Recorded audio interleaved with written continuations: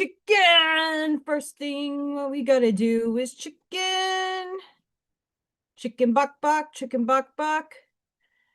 Hi everybody. This is Allison from AllyKat Creations. How are you? Please like, share, subscribe to my channel if you have yet to do so. And if you get anything from my work, a connect the dot, an epiphany, a mind explosion, a new book to read, a new author to explore, artwork to create. Please consider supporting my work. All the links are at the bottom of the description. AllyKatCreations211.com is my portfolio. You could see all the pyramids, paintings, patents of paintings, crafts and sips, signs, candles. I have one lit right there. It smells really good. I have a lot of stuff there. So go check me out. And if you're interested in a commission or anything of the sort, please email me because I do everything privately. I have channel memberships. I have 3D and 4D. You get free entry into my raffles. You get special emojis and you get oracle card readings. A lot of information, a big woo today. So please consider supporting me in the membership realm. 4D gets little insights into the things that I'm working on behind the scenes. It's you get all of 3D, but you also get a little extra. And I'm working effortlessly, tirelessly. I will get into it on all this stuff. So please indulge me. Hi, everybody. Hi, Ivy. Yay. Hi, Ashmaya. Hi, Charlene. Hi, Scott. Hi, the big Mimi. I right now am burning the frankincense Palo Santo candle. I gotta make some candles. Um, I have to see what I have available in stock in terms of like containers. They're really expensive right now. I'm just gonna be very honest. I'm not gonna complain about it. I'm not gonna cry about it anymore. I'm like done. I always say this, but I literally am done. Um, I have a lot of projects I want to start writing because I'm over life. Really, really over it. I am hopefully just gonna ride the wave out again. But there's some serious stuff going on in the background of my life that is like, I'm not okay. I'm not happy. I gotta fix this. And if I don't get it fixed, I have to go rogue. Like it's not a threat. It's just what it is. Um, because the where I'm at is not a comfortable spot right now. Um, yeah.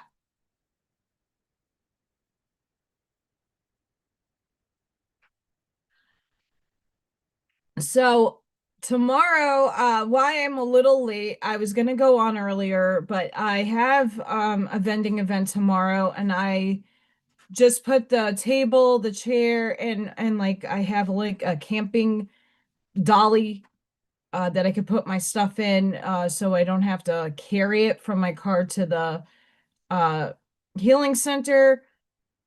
So I had to pack that into my trunk and then I'm just throwing whatever shoots the breeze in my brain into totes and boxes and bags. And so I've been like running around because I've been doing this during the week. It's just life is exhausting.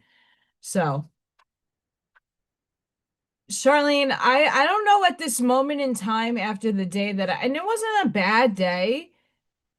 I don't know whether to cry or to punch a wall. And I already exhausted myself at work extraneously with children today. Um, there's a lot of energy going on, and it's not necessarily reflected in the Schumann resonance, but we are still holding in retrograde energy. A lot of things are coming up from the past, recent past, way past past. A lot of unsolved trauma, unhealed trauma, on all of that stuff is happening. For me, I'm in this loop that I am trying to get the fuck out of. And it's like perpetually, I work my ass off and nothing transpires. I work my ass off and I can't pay my bills. I'm working my ass off and it's just, I'm getting like at the point I have to change. And if change doesn't happen, I have to put my house up and disappear because I'm not doing this cycle again. I'm not. Bye. So we'll see what happens. I just want to thank everybody who's been helping me in the behind the scenes, people that know somewhat of my situation. When I don't work, like go to my full-time job, I don't get paid. And this month we are like shortchanged a shit ton. They also have skimped some of the checks so that they can give it to us during Thanksgiving and also Christmas. So I'm not seeing full paychecks right now. So it's been really difficult to get any of my bills paid. Everything, some of my stuff is now late. I can't with the food anymore. I'm just I don't even care. I don't care anymore. I don't care. I'm like this is a perpetual cycle that doesn't want to end and I don't know what to do. Because what I do put myself out there, universe is like, ha, test. When I try to do this, then universe is like, oh, you're being initiated.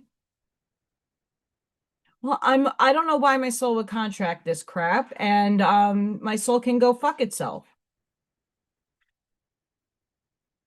Hi, Arnie. Well, don't you worry. I'm gonna turn the vibe around. Allison's just venting right now. I'm just over. There's even more stuff that's being brought to my attention that's ugly. That should not involve me, but it does because it's a shiv coming from the other side. Holy crap.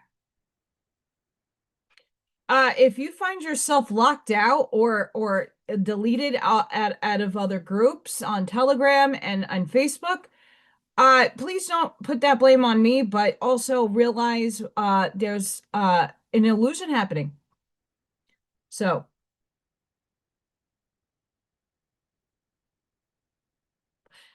that is true, Charlene, but I love you guys and I'm doing everything that I can to, this is something that I know my soul is at its core. I don't give up.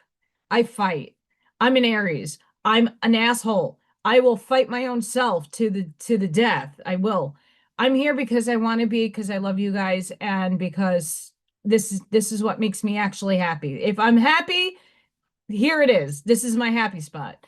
And you guys are a contribution to that happiness, so I do thank you. Um, I don't like this 3D world anymore. JG Wentworth, where's my Doge check? Where is my checks? Um, Pumping out artwork, pumping out content, and it's just like crickets. And it's scary. It's very scary. Holiday stuff is starting to come out. I might have to butcher myself with another job. The job that I am working another remote avenue of a job. It's a startup and they're starting to get their stuff together, but I have yet to get paid if I get paid. And this is like where my conundrum with working with them and putting my time and effort into them is because a lot of people talk a big game and then it fizzles out in a oh well every month there's a change. So I like what I'm doing with this avenue of the remote stuff. I really do enjoy it. I can't with this camera spirit what is going on around here. But it hasn't paid me yet. And that's time now that I'm putting into something that I'm not seeing anything from. So it's just a matter of time before I have to get another like part-time. If I get one, because last year I tried, I put into all the retail stores, I got nothing. And mm. Hi, Arnie. But you know what did cheer me up the other day?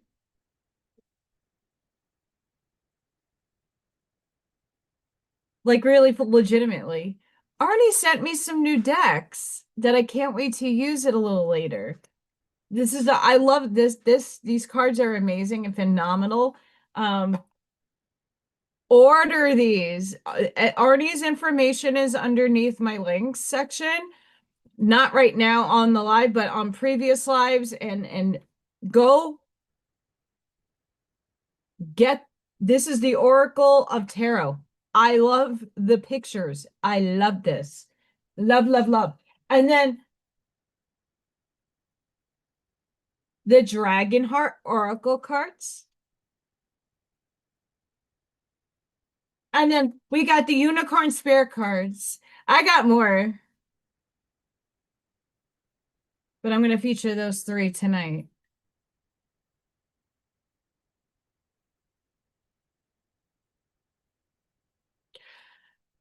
The job that I'm actually doing is actually it's called People for People, like the number four. And I'm a director of impact, and I really like the what is, the base of it. And I don't jump into anything because first of all, when you're doing those writing the letter stuff or those pyramid schemes, you got to pay into it. Um,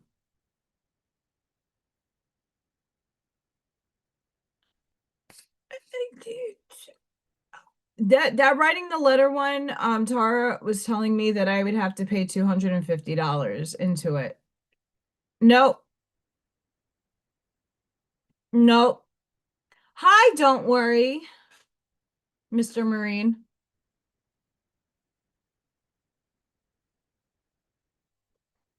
No snow. Actually, today was 65 and almost all the snow was melted, but you know what hasn't melted? The leaf pile that the town left in my driveway, which I'm going to make sure that they pick that up with their leaf vac. I know they have it. Yeah, they left a humongous like huge pile because it was all snowed and all that was on it and drifted onto my driveway. I was like, this is great. So no snow. Thankfully, it was 65. It was great today. We took the kids out, so one of my kids has a hard time like sharing. And this is any kid at that age. The 3, 4, 5-year-old kids have a hard time playing with others. So we went to the field and we took a ball and we were playing with the ball and we are playing, catch, so each kid got throw the ball at me, I threw it back at them and my teacher and and then when the other kids came out, we had them running around and just playing with other kids their age. So it was beautiful outside. But at the end of the day, after all the heavy lifting I had to do, we had a couple of tantrums today. We had to take one out to the bus via me holding the child. I was a sweaty mess. So um I'm sore, very sore. I'm very tired. Let's get into the energy because I don't know where everybody else is at, but I know for myself, the last couple of days I've been getting really good downloads.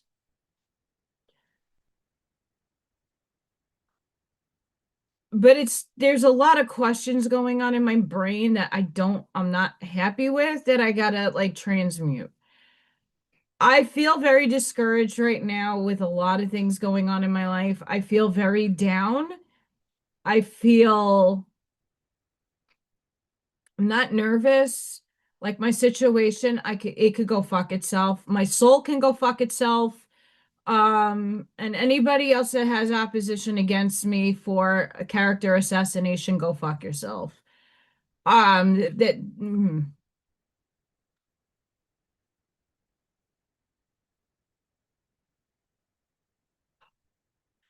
Yeah, everything has been flip-floppy, but I mean, we got, I think, 6 planets in retrograde, if I'm not mistaken, plus retrograde of Mercury. That's always going to be a conundrum of fun. We got Jupiter, which is actually not a bad retrograde. That's one of the better retrogrades to have if you want to have one. That's the better one to have. But the retrograde energy is bringing up your past bullshit or things that you still have not yet released to heal, or that you stepped into another timeline and but this one is still running its course in this new timeline that you're in. So what I'm noticing with my in my personal life, like things from months ago are upcycling, but I already leaped into something else, but it's still like blending and bleeding into here. And it's like, okay, but go. I don't need you. I learned my lesson. I'm sorry. I give you forgiveness. Go over there. I don't need to repeat that. But yet it's like, see you next Tuesday. Hi. And that's ruining shit. Yeah, Cancer is just like, yeah, I think that retrograde in of Jupiter and Cancer retrograde is actually not a bad one. It's rebirth. We're in the 11th month, so everything is like renew, recycle, re. But Mercury is absolutely like to a lot of that.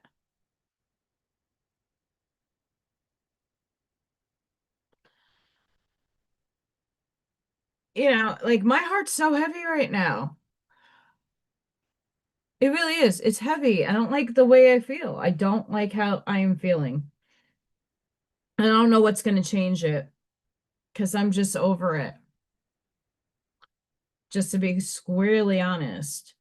Another thing that besides Arnie's beautiful cards coming in the mail and this comes he sent me his music. I'm really excited about that because I still have a CD player in my car. And then I have this comes with a book that he printed out with the meanings and stuff. I didn't bring it down, but we're going to tackle them later. I'm really excited, but please go check out Arnie's website and go support him. He really needs it. I really need it because we support each other here.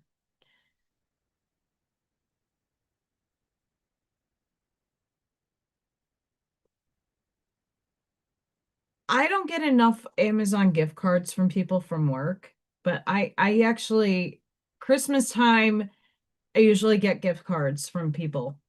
And I didn't realize that I still had money on one.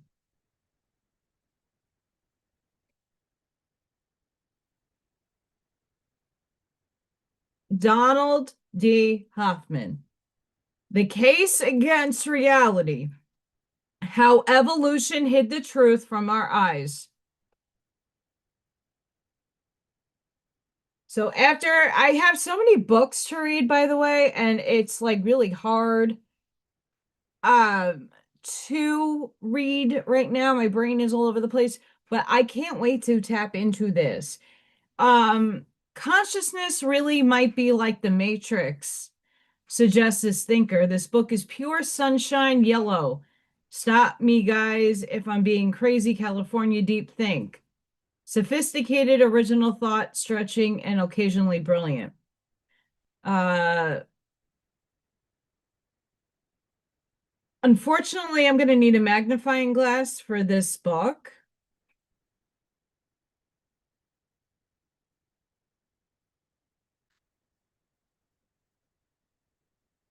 Big time. He's a professor of cognitive science at the University of California. He is the author of Visual Intelligence. He, as well as over 100 scholarly articles in various aspects of human perception and cognition.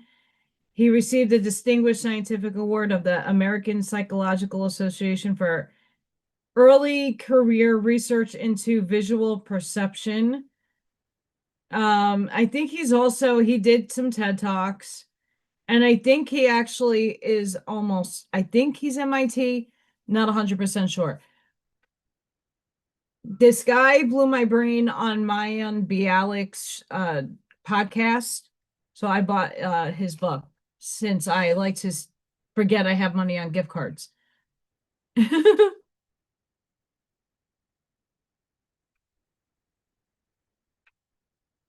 I actually have some zoomy glasses that I could wear, but I just so that you see that it's just as bad as like some of my other books that I read.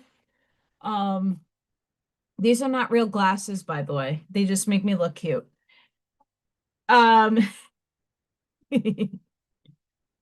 I know I have a lot of spirit around me right now. A lot, by the way. I am feeling a lot. So we're gonna just sage for my peace of mind. And I don't think anything is here to harm me. But okay, okay. The other day, which was Thursday, me and I was at work and I saw one of the children that I have a lot of questions about. I'll just leave it at that. I actually, for the first time in a long time, was able to see her aura. Well, it was white, which I was very, very shocked at, by the way, very shocked. But then I saw the entities.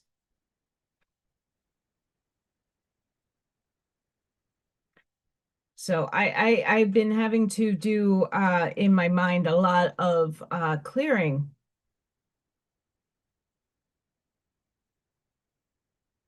Fire.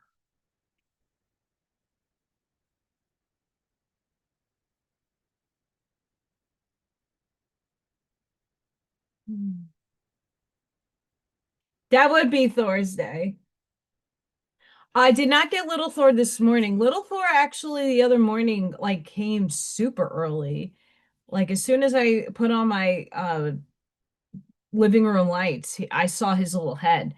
And I'm like, "Oh, you're hungry. Let's go eat." And that's when I filmed the other day. Um Today he did not show up. He did eat. Um but I only left the dry food out because I am running low on cat food and I just can't afford it right now until I get paid, and that's not for another week.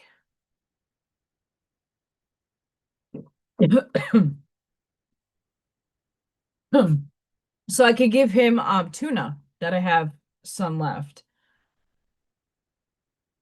So he might not get all of his beautiful buffet until I can get some funds to get some food for him.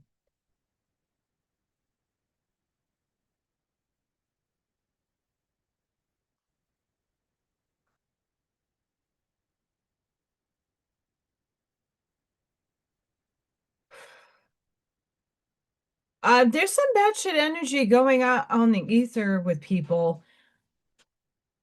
I know I'm absorbing. I'm trying not to, but I've been bubbling myself a lot more than normal.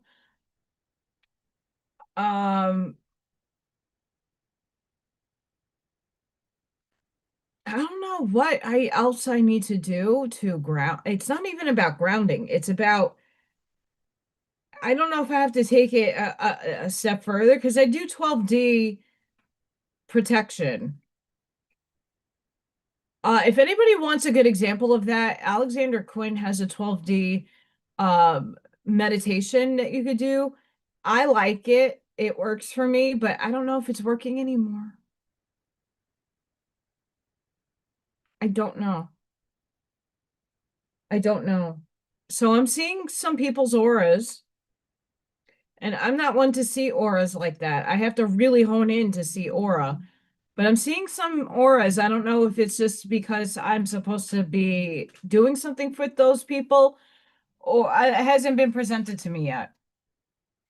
Batty!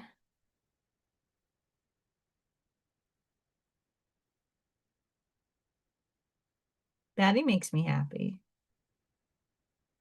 I'm not unhappy. I'm just not happy with my circumstances and that I keep pushing myself. And even when I'm not pushing myself, shit don't change in this 3D nightmare.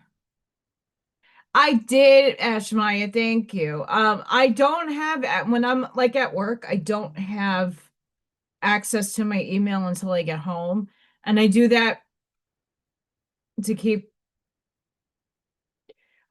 I don't do so much on my phone because my phone is where everything gets stolen from, believe it or not. Did anybody see the rooster thumbnail that I did? I did that in high school. Or it wasn't now, not wait, right after high school. I went through my journal. I'm like, I need a good thumbnail. I don't know what to do. And Chat GPT wasn't really doing anything nice. It keeps aging me like I look like a grandma from like the 1900s.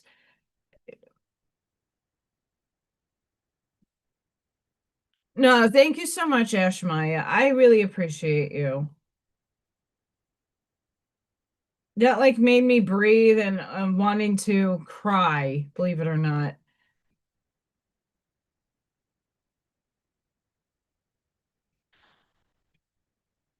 There's so much insane nonsense. I don't know about you guys, but like I really haven't I it looks like I'm on social media, but I'm really not. I leave some stuff off in the background, but I'm not really there. Not really there.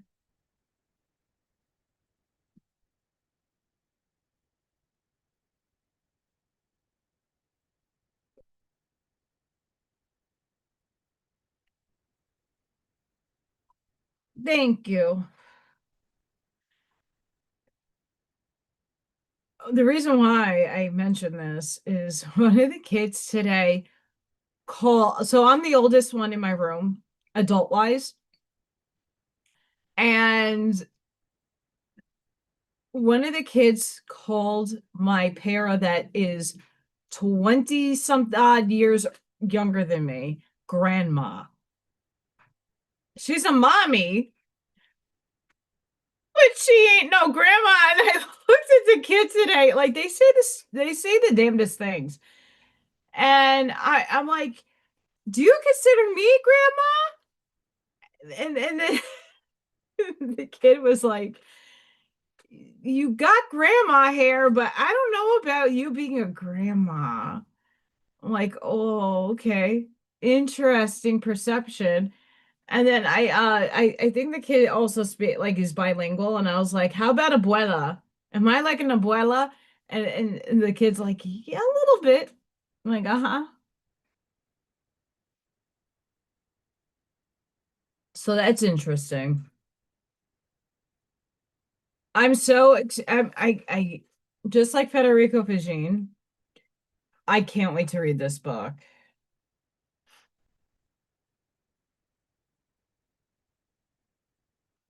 They have some like pictures in here.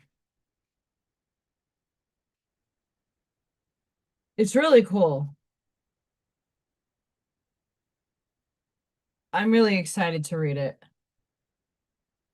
Did anybody else get to see the Aurora Borealis? Because I played with my phone. Even the other night, we're like, oh, it's gonna be a G5 and go outside. I think Marine caught a really good picture where he is, but by me, we had chemtrails. And I was able to see some movement, but there was no color, so it really didn't pop out in my photos. But I did go outside and make every best attempts to photo the aurora borealis. I made in the best attempts. wasn't successful. Wasn't successful. So yeah, just for anybody, there's already been one or two people that have notified me that they've been kicked out of a couple of groups and pages on Telegram. So just be mindful. I'm not anywhere a part of that, and I'm very inclusive. But just be aware. True colors are being shown. I love looking at the pictures of the aurora. That's like something that's on my bucket list of things I really want to do. And obviously, yeah, it can happen right here if I really were to have no life and just be able to wander and meander around Indiana whenever it hits. But I would like to go and actually sit under them overnight and like it do a dance for me.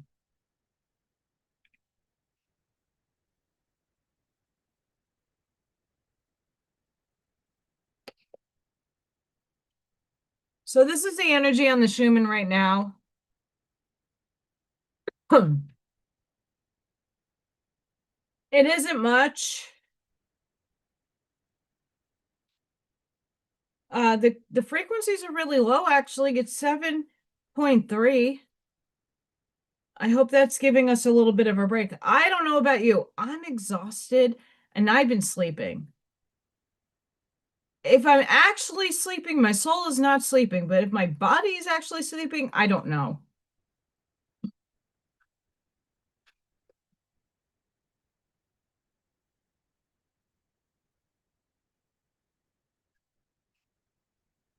Charlene, that is a very good question to ask.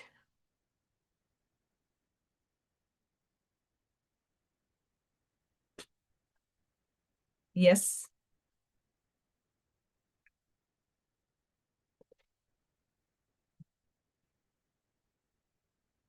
Yippers.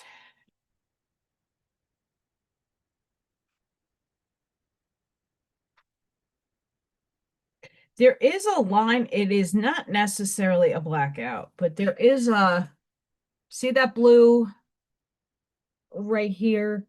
There is a line there. I don't know if that's a shift, if that's a merger.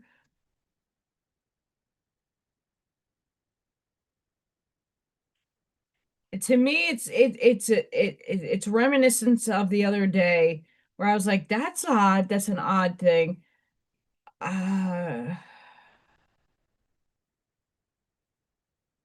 we're getting a lot of gridding taking place. When I mean gridding, you're seeing patterns. So the Schumann's being a little wonky weirdo, but that's all right. I need to sleep tonight because I have a long, long day and a lot of heavy lifting to do in the morning. A lot of it. And I hope everything can pack into my car.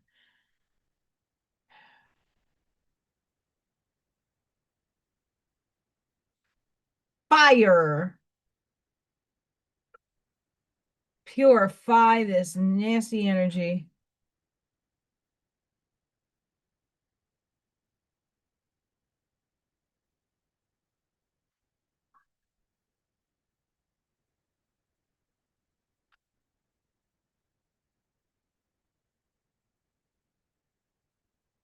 Anything that is of negative polarity needs to leave my vicinity, this house, and only positive energy is welcomed in my space.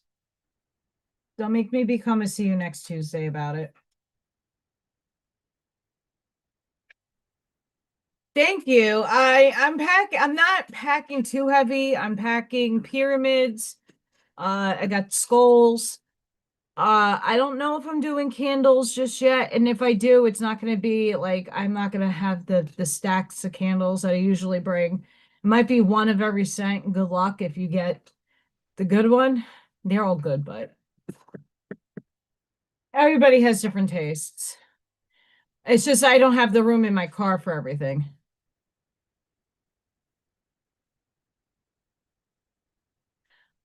Charlene, which absolutely disgusts me that that took place. And I don't know when that took place, but that was brought to my attention. Now, what they have against me should not affect anybody else. If you're going to be petty like that,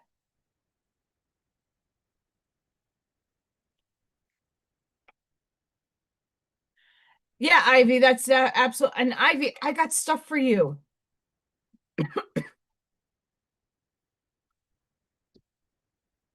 I got stuff for you. It's going to probably be left in my car, but I do have stuff for you. Look at Arnie's cards. These make me happy.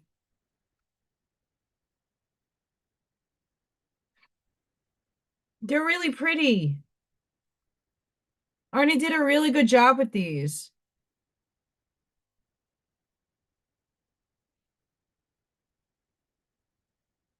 I did shuffle them. I'm not reading them. Look at that. Hi, Auntie Amy.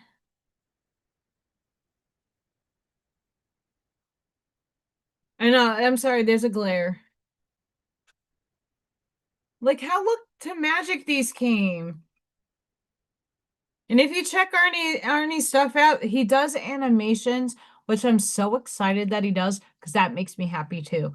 Every day that I'm able, like when I wake up, I like first thing I do is check social media, and then sometimes I don't see everybody's stuff right away, and then I refresh, and then but he has some dragon stuff that's awesome.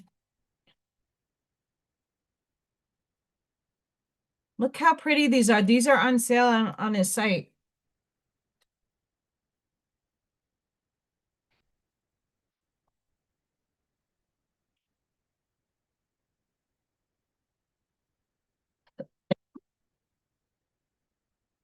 I love them.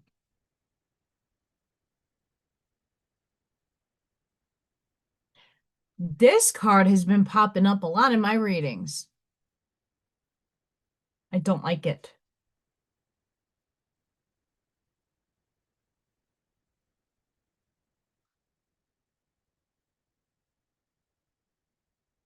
Oh, at least Sadi came back.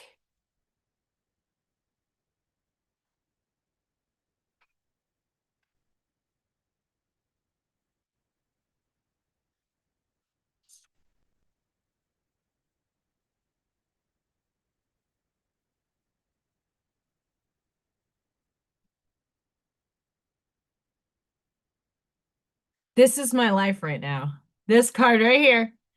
This card right here is my life. The tower. It's my life. This is my life. The tower. This is also my life. The Ten of Swords. This is what I want to have. If those of you who know the tarot cards and what they all mean. This is also like something I would like to have.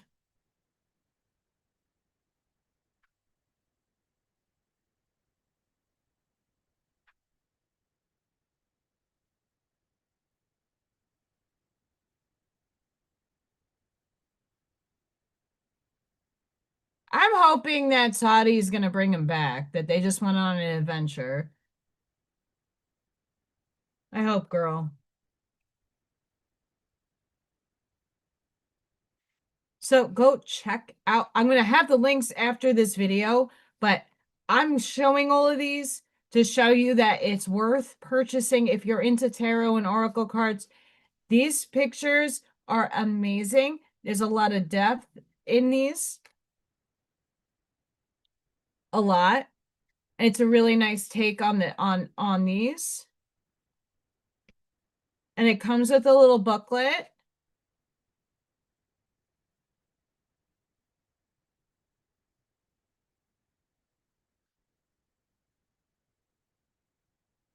I'm flying cards now. Look at Lady Justice. She's hot. I'm loving the angels and judgment.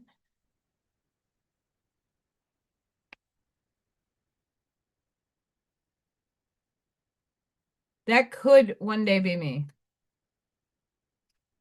But this is me sometimes. But I love the Hermit card.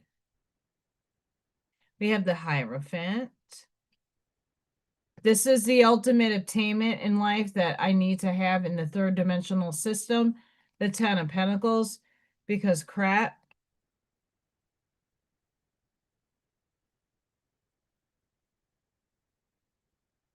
I love that card too. Here comes the sun.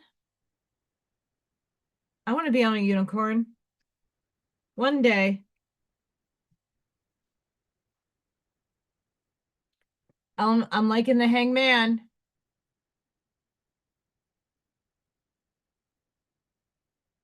Oh, is B Lady not feeling good? We're sending you prayers, Miss B Lady. We hope you feel better.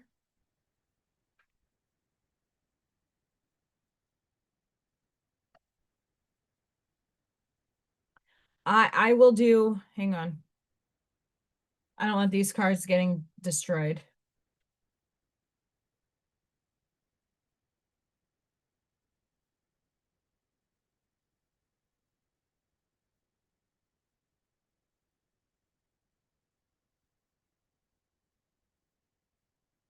B Lady, we're sending you healing love and light and strength to feel better.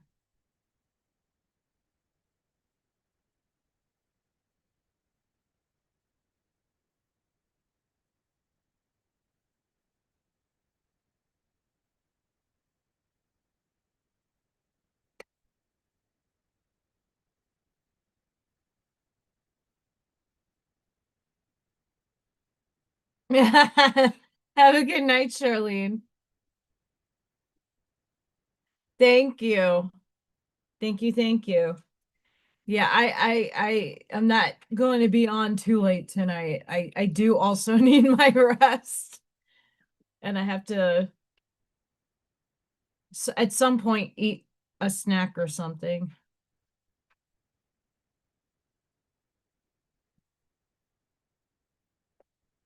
So yeah, if anybody caught my TikTok the other day,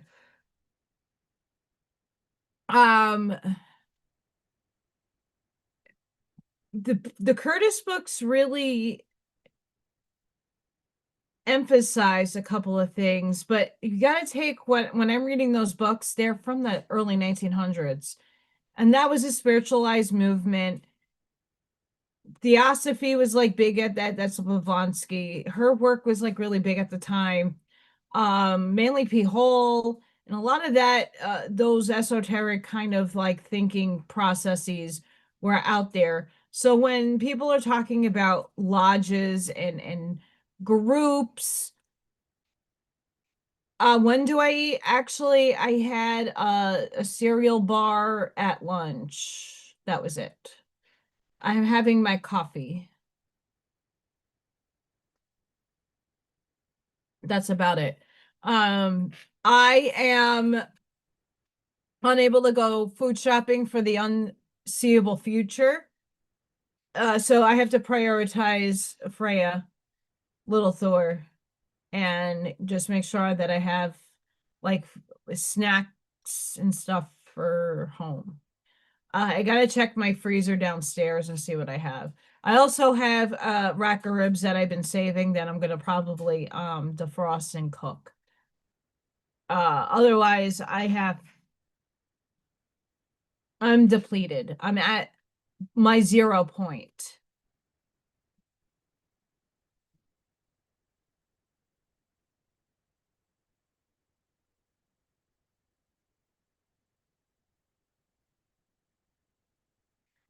I'm at my 0 point. But I'm not making that anybody else's problem but my own, and I gotta figure it out. And if I can't, I have to sell the house and buy and hope to get little Thor with me. Um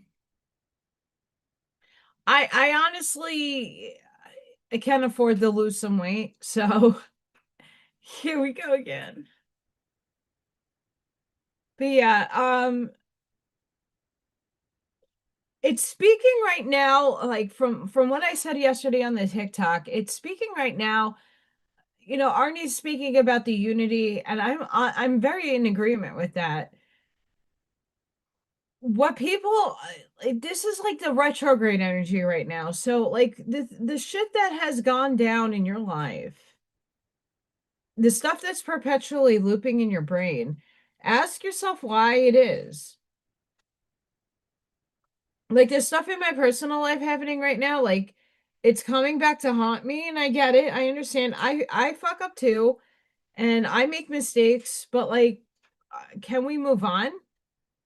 Or, how authentic do I need to be or not be? I can play both sides of the coin, and I don't want to. I want to play my authentic self, and if people don't think or feel that I'm doing my authentic self, then the door is to your left and you need to leave. I don't know any ways to put it, and that I already lost a lot of people already in my life in the last few weeks because they're not seeing a bigger perspective. They're only taking in one perspective.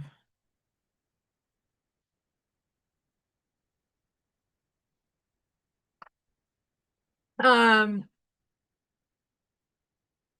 I think that's Spirit Ivy, and it's Mercury retrograde.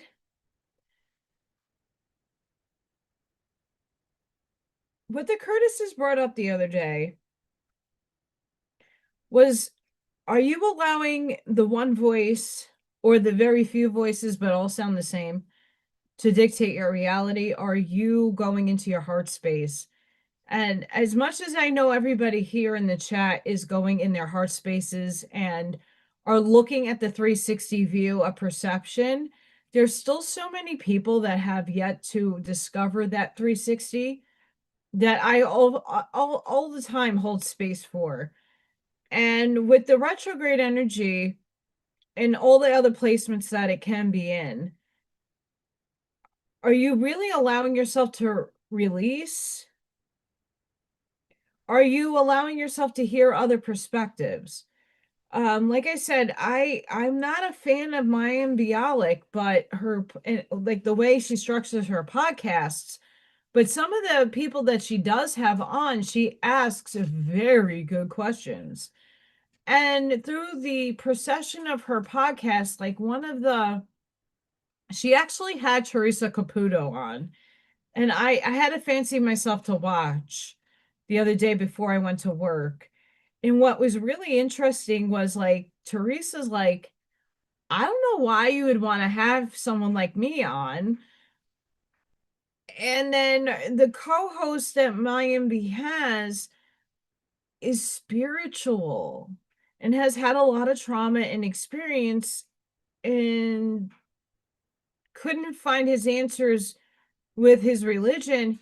He had to go spiritually to find his answers.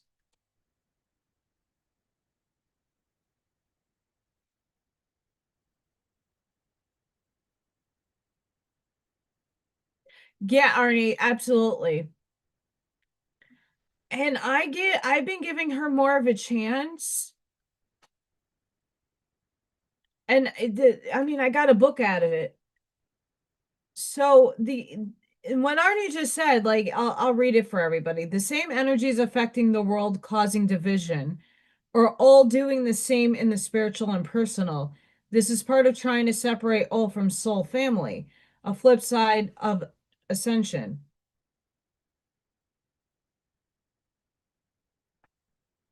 We'll see it, Miss Ivy. I don't know if I'm gonna be hungry. I'll let you know though. Hi, Al Sunray.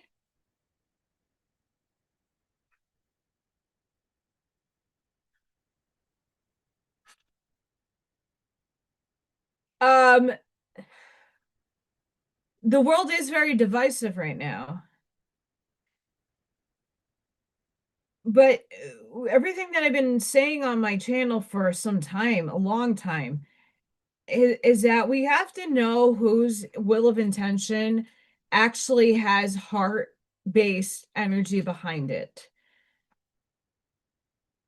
I'm one of the very few out there that will tell you, I don't want you to agree with me. I don't need you to agree with me. How I create and see and feel my reality is not going to be the same way you do. And you got to find there, of course, there's commonalities, there's similarities, there's coincidences. They're not really, but they're alignments to the outside co-created world that we all decided to join each other in. We all created and orchestrated this. The big initiation and test is to see really who is actually walking and speaking their authentic self. Who's stepping into their soul self? Soul, not personality, not ego. I know on Tuesday, a few people reached out to me because we have somebody that is in the chat and they didn't want to be rude, but was like, that's a lot of blurting, and which is fine. But you get to see people's true colors through their vocabulary, their verbiage, and how they project onto other people. The Curtises even said, like, you should not need to force something onto anybody. The idea is to seed. When you have to prove yourself,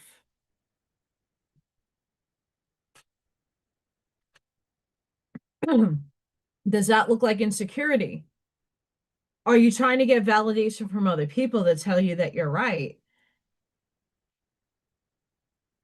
Especially when you kind of throw up in words.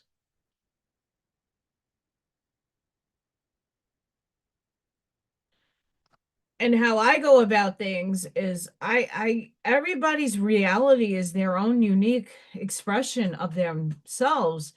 And if you really want to believe you're fractals of these bigger things and that you're the only one that experiences these things, I have news for you. I'm not the only one that has Hillel and Gabriel working through them. I don't own them. They're not exclusive to Allison. They're exclusive to 1,000, up to maybe like 10,000 souls that are on this planet, and those two energies are working through people differently. We're all expressions of the one, and we're all made up of the one, and we all are one. We're individuated to have an experience so source can know itself. When you can detach ego, let go of my ego and your personality that is you presenting to the world, and really in-depthly introspect. Okay, so I know that I'm from this and that. You're not exclusive to that one thing. And you know, it's hard for other people to see when their ego is bleeding through. And it's hard for people to see when the personality is bleeding through. I'm even a victim of that. And I am, you know, not all the time when I'm speaking am I in the awareness of it. But I like to self-correct if I pick that out of myself. I try to be as neutral as possible because we all experience differently. We all see and view and feel differently. But what is unique to what they were saying is that the one truth that you can find out of that, the Ra group, the people who channel Ra, they come from a social memory complex. And that concept has stuck with me for some time after reading The Law of One. So I equate the social memory complex to a soul tribe. So most of us came in on the same ray of source, not everybody, but a lot of people came in on the same ray. So our chakra colors would be the ray. And you came in where you guys are in the same pool of gold with source that I'm in. So here, like take the rectangle. Like if I'm at the side of the pool in the deep end, all of you are encompassing the deep end with me in that side of the pool. where people who are over in the shallow end of the pool are in a different area, different tribe over there. So you guys are all surrounded by me. I'm surrounded by you. That's the ray of light that we came in. So some people, like Ashiana Dean says, I came in as an indigo. Some people came in as this. We just give these things labels to make it make sense. Um, whatever ray you came in on, you're still a source. So is everything. That's fifth dimensional thinking. I'm not alone in that thinking. I don't want to be alone in that thinking. And some people are not there yet to understand or comprehend that kind of thinking. We have to give each other grace and compassion. And right now, retrograde energies are really asking us to release a lot, to forgive and move on, to rebirth into another system, into another shift, into another paradigm, into another reality. And if you can't let go of the past and your trauma and you're still harboring and holding it in your heart space, how are you going to move forward? You're going to get stuck. And maybe your soul needs you to get stuck to wake you up to the lesson that you need to learn or the teaching, learning that you need to impart on another.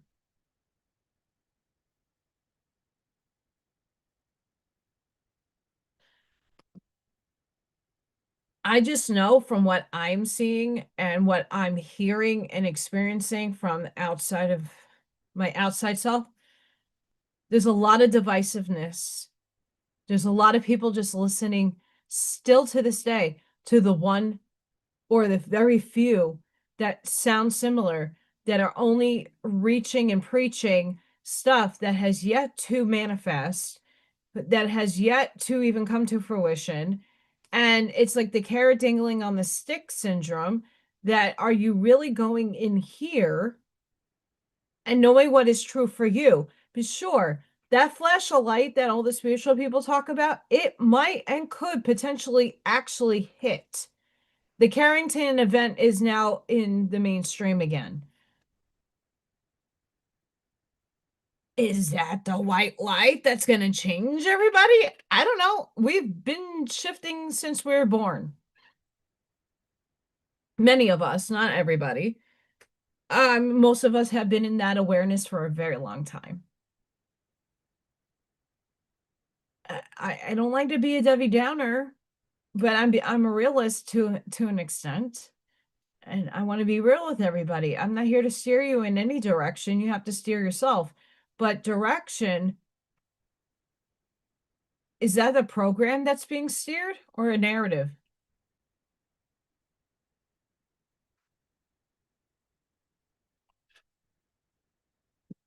Is what you're watching on TV, the news you're taking in, the podcast that you're listening to, all preaching the same content.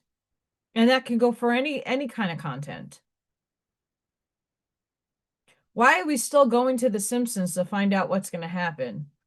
Why are they the end all be all? Why are you feeding that energy to them? What's renting space up in your head right now? I I so I'll share this with you guys. Someone put one of the most ingenious memes. It's a mean meme. Did 47 promise you $5,000 Doge rebate check, a $2,000 dividend check, a $1.98 gallon of gas, Mexico pays for the wall, 25% cheaper Thanksgiving, 50-year mortgage. Call Gigi Wentworth at 877 cash now.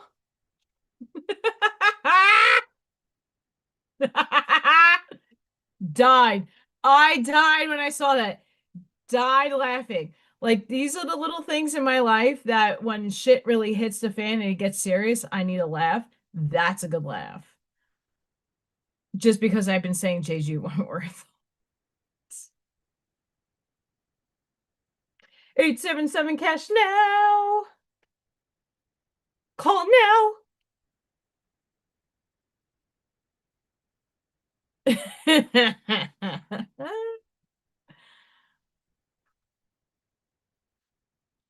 So I want to see if I shared this on my page. I literally was dying when I saw that. Dying.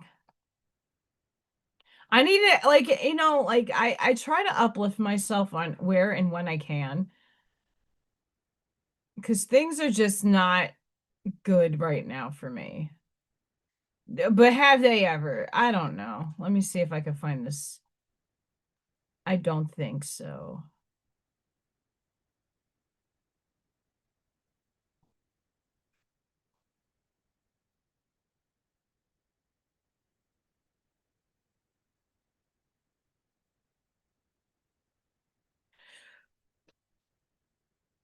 Sorry, I'm yawning. I can't help it. Yikes.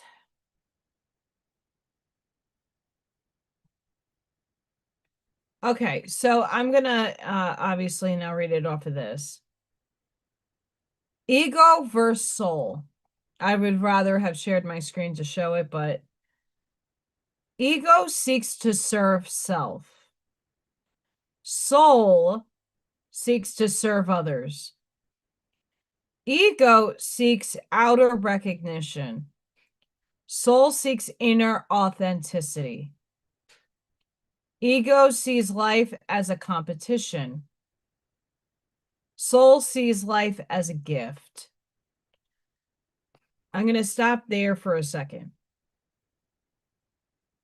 You still need to take care of yourself and fill your cup up first before you can go out in the world and do what you do. The soul seeks to serve others because you already fulfilled serving yourself. So dimensionality and density wise, we need to serve ourselves in 3D because if we don't take care of this physical body, if we're not fed, if we don't have a roof over our head, the energy becomes chaotic and crazy, and you're not going to be grounded enough to deliver things properly. Maybe, maybe not. Everybody functions differently, but a little harder for somebody that has a lot going on the third dimension to take care of that self. Out of recognition, I rather the quantity of abundance from energetic souls, but I rather the quality of the people that are coming and seeing me and listening to me and buying my artwork. I'm okay with the quality over the quantity because at least I know that I have like-minded souls that understand not everything that I talk about, but at least have a notion of it that can contribute to my conversations to clarify or maybe put it in a different context that I'm not thinking about. And I like imparting all of that and enjoying that. That's something that makes me happy. Um, so I don't need necessarily outer recognition. What I need is outer resonance with the same types of people that can vibe with me. I got out of the competition phase at a very young age.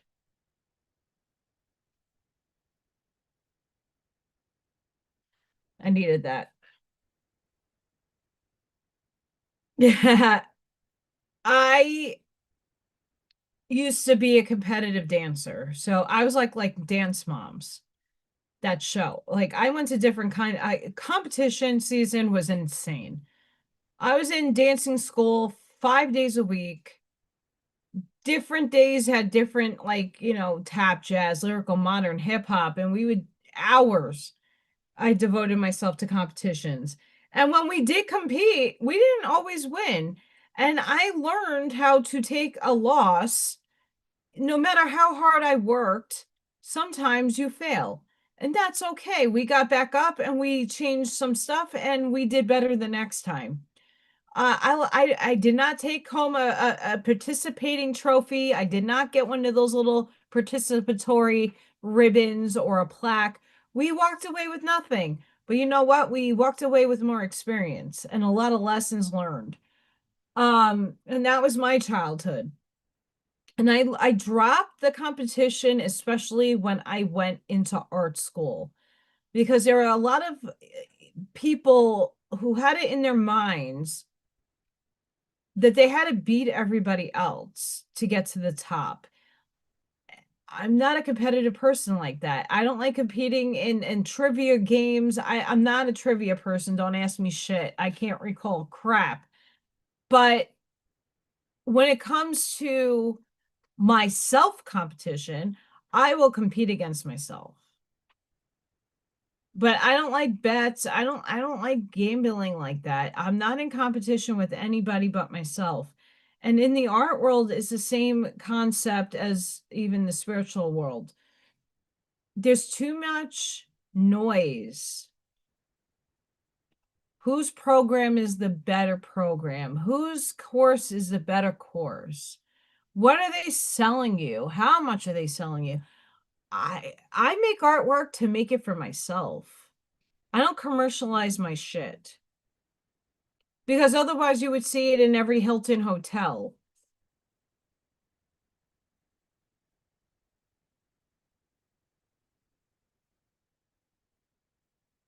So it's okay to have healthy competition, like you are doing sports, that's competition. It's okay to get motivated and strive to compete, to outmaneuver, to outwit. That's not a bad thing. But if you see every facet of your life as you have to be and be a part of something for a falsity, that's not a good thing. Ego seeks to preserve self.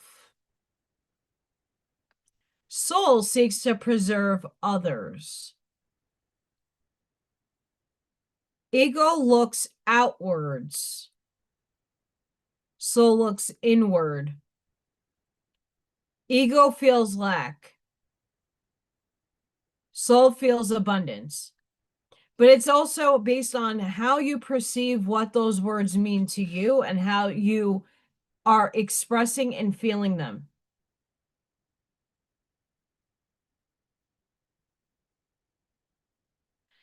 That's beautifully said, Scott. He says the only person I have to be better than is myself from yesterday, and that's absolutely your truth.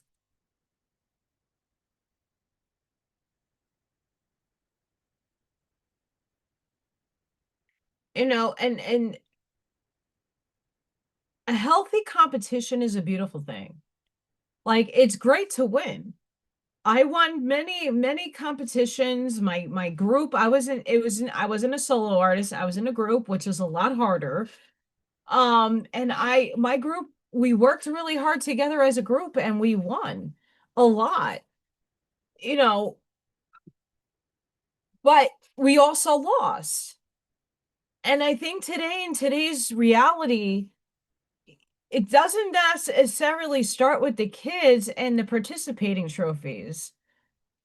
It is for some groups of people, like kids on the spectrum and kids that maybe are depressed and aren't always picked first for a team or stuff like that. It's nice that they get a memorial or a memory piece that they can take home, like a little trophy. My At the end of dancing school every year, we had an attendance trophy. So we got trophies for attendance so that everybody was able to take home a momentum of all the things that they really worked hard for over the year. And if you had perfect attendance, you got a trophy. Um, so I have a ton of trophies in my house. Stuff like that is acceptable, but in the real world, competition is like cutthroat. Now, is that coming from the ego? Yes. If someone read my will of intention and read my resume and saw me in person and saw my work ethic, They would think differently than the words that are written on a piece of paper that they bypass constantly. Um, Ego is mortal. Soul is eternal. Truth. Ego is drawn to lust. Soul is drawn to love. And there is a difference between lust and love. Ego seeks wisdom. Soul is wisdom.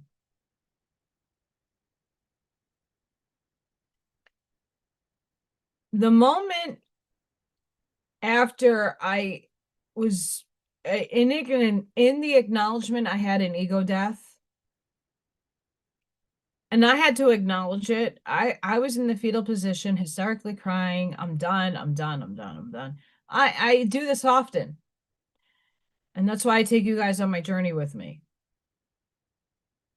It wasn't the perspective is brought to me that what I'm seeking is not necessarily wisdom. I already walked the experience to gain the wisdom. I can read all these books, but I actually apply it to my practical everyday life in order for me to understand it, comprehend it, and then be able to bring it out with verbiage that maybe you can understand. But I can apply the books that I read to my everyday experiences, depending on what the books are. Like, obviously, not those two, but even the law of one and vibration and stuff. I will actually put myself in the empathic seat and feel and experience some of these things that are being, read about. I don't seek the wisdom. I am the wisdom. Hi, reperception.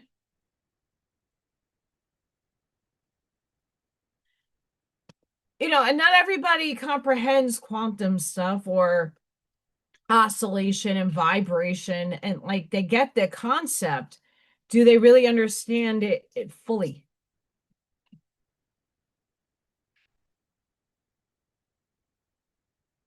And everybody's at a different vibration and everybody's at a different spot in their lives. Ego enjoys the prize. The soul enjoys the journey. Ego is cause to pain. Soul is cause of healing. But you need your ego. That's something that you need here. It's not something you should ignore either. You need your ego to survive down here.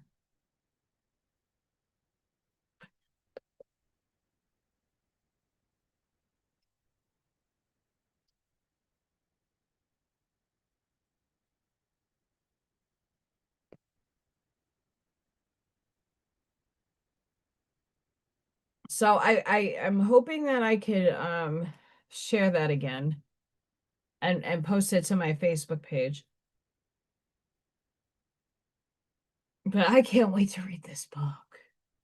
The Case Against Reality: How Evolution Hid the Truth from Our Eyes. It's a penguin book. But he was on Mayhem Bialik's podcast. So he's really good. There's a lot of people that she's been posting that are brilliant. You don't, again, have to agree with them. The idea about listening to other people speak about reality is to gain more expansion and looking at different viewpoints. It's not about necessarily, unless you really do go into your heart space and know that that's a paradigm that you are a part of.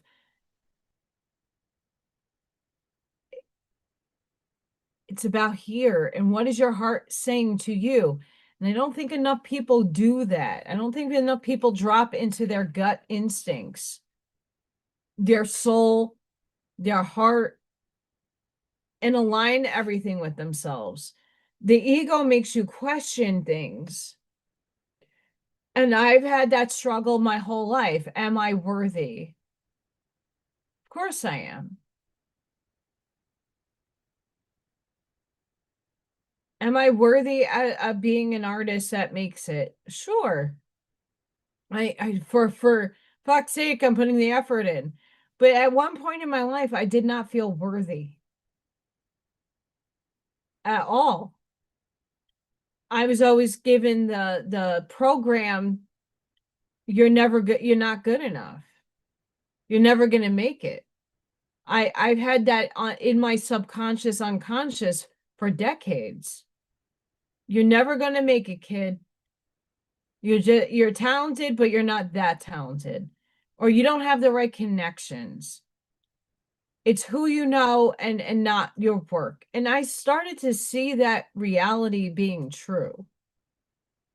And I see it being true here in this 3D reality where I am now, where I live. It's literally who you know who can get you into a job. It's not because you have all this experience, unless they're that desperate.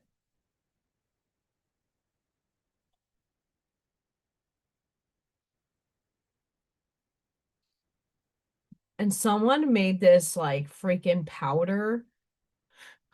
Look at that fucking movie! Oh my God, that's amazing. One of my favorite movies, by the way. Look at Powder.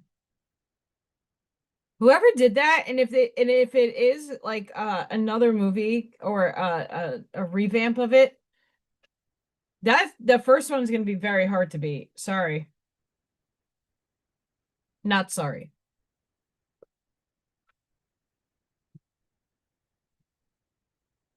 Chicken! Buck buck! Chicken, chicken, chicken. Buck buck! I should put like a caveat, please do not be driving while listening, because if I chicken and you get scared, I don't want you to get into an accident.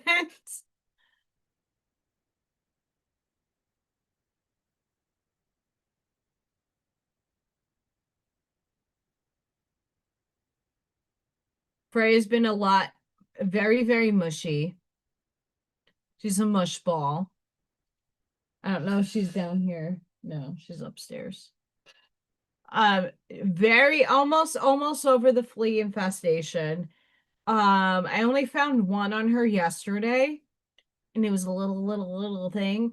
So I ozoned again and borax and sprayed, and I comb her every day. So it's getting better.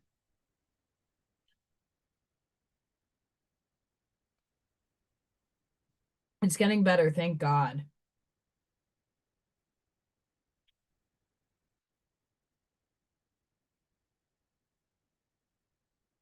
Artie's Dex!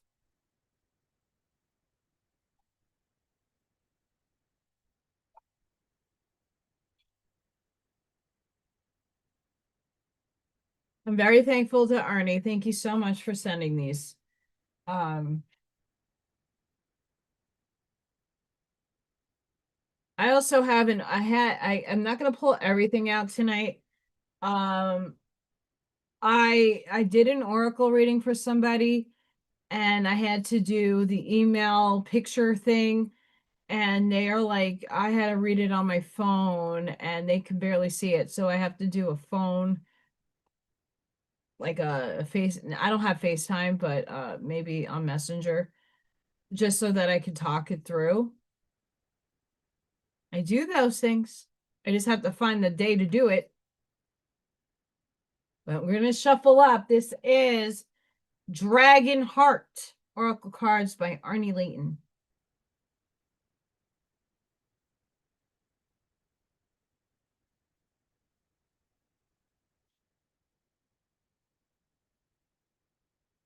So if you are in the Northwest Indiana area and you would like to come out to see my goods, as in pyramids, I'm bringing a lot of signs. I have like a whole display for the signs.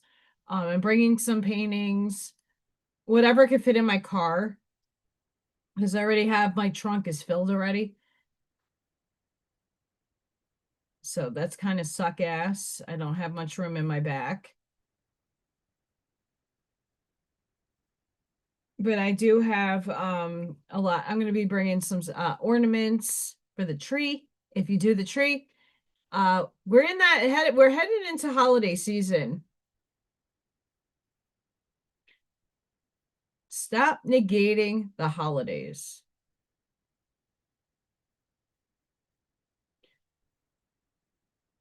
This retrograde energy from every other damn planet retrograde in whatever sign, it doesn't even matter at this point. What are you bringing to the table in the now moment?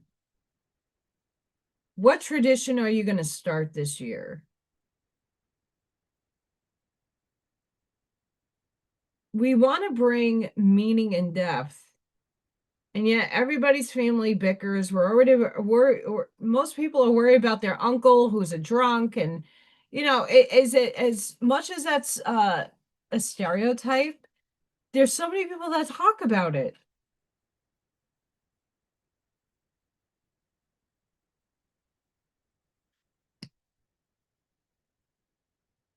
We go from being so thankful for Thanksgiving, even though we should be just giving it to the Aboriginals at this point, the natives, the nation's people.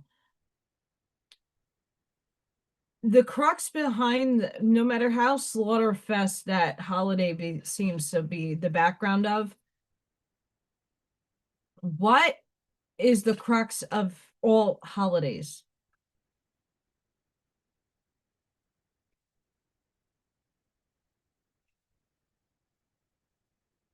Being grateful. Being grateful for what you have.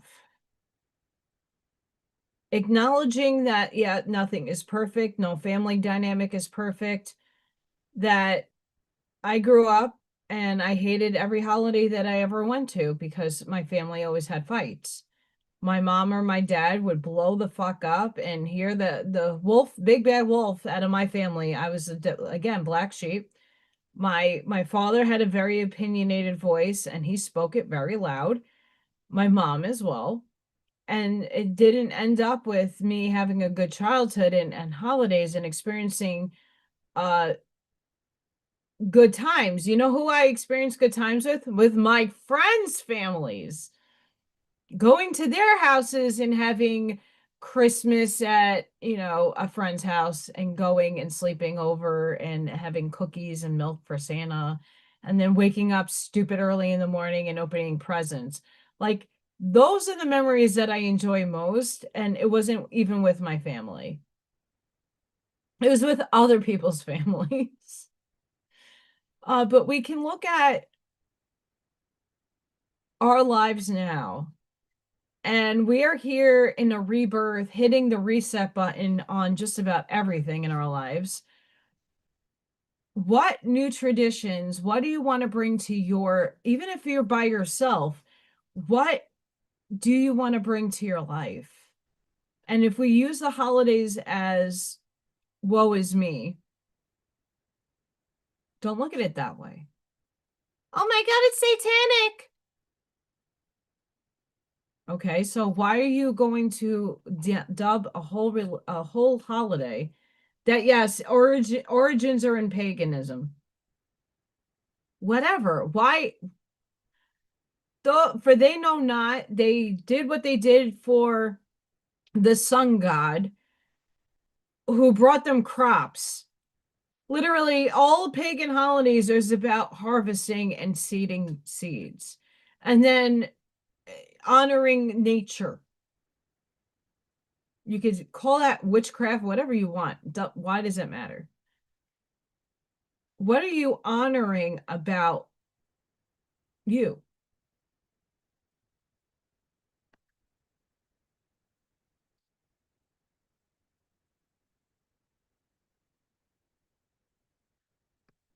Miss Ivy, are you going to be a part of the event? Are you doing your fun? Are you going to be a vendor or you're going to have your services out tomorrow? Also, if that's the case, come check out Ivy. She's also there tomorrow. I can't wait to see my friend. And I'll bring some so you could check it out. I think Maureen will be there in the afternoon.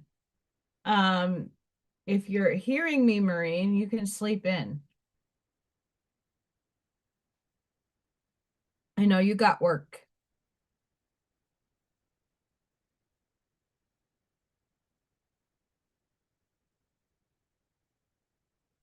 Um, but I do have a spot for him next to me if he so chooses.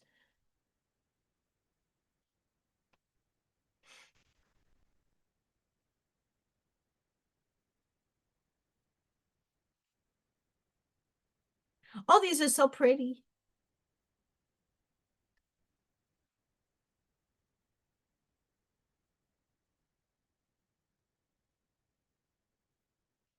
OMG, Arnie. I'm pulling a few here because I'm in love with these.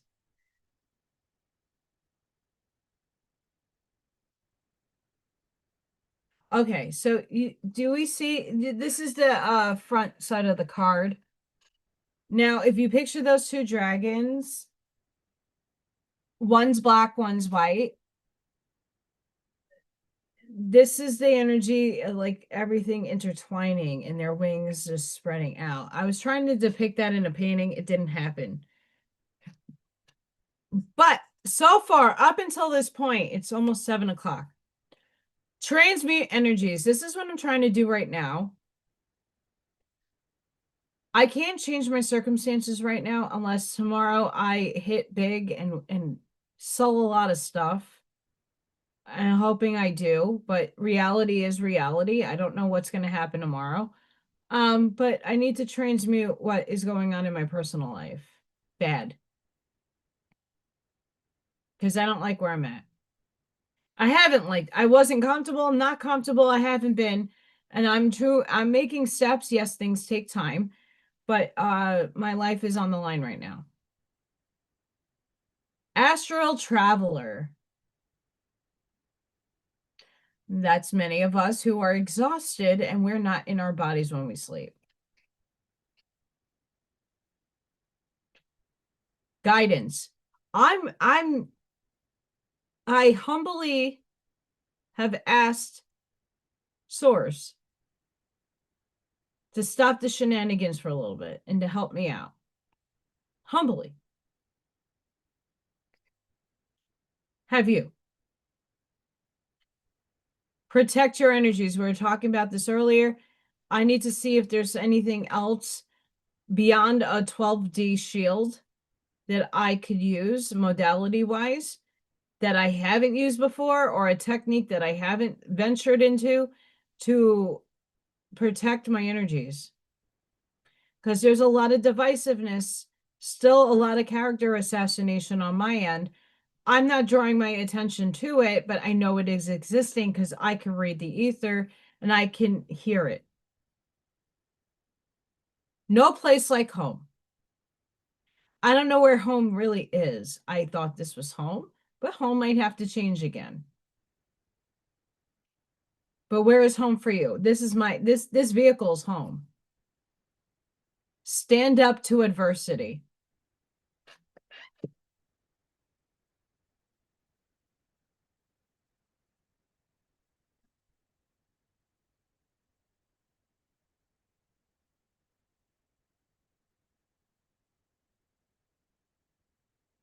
There's a lot of it in my life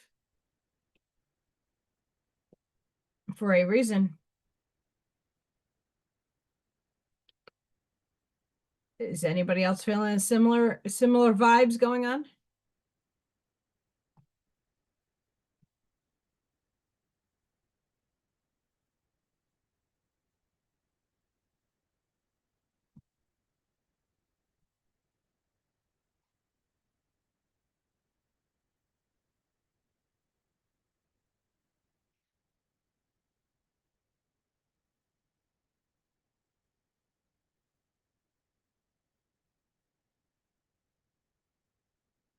There's been a lot of Ashley Dean stuff circulating also on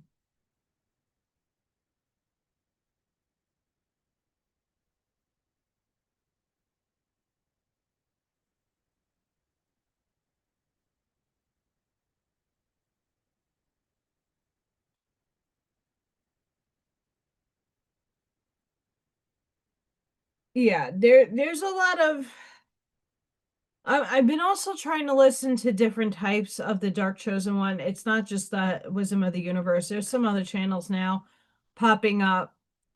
A little different in vibe. I forgot which one I was listening to yesterday. And it speaks very similar words, but a little on the different end. Those of us who are really, really feeling it, I'm always now questioning, am I actually like transmuting the energy that I'm like feeling? Am I denting anywhere into the system? Because what the shit that I'm going through is collapsing for most people. I don't know many people that could like want to survive what I'm going through.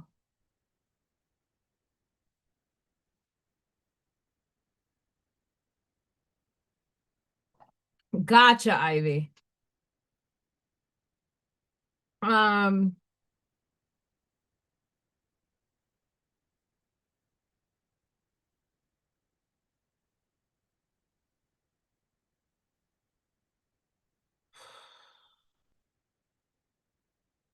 Clarify, please.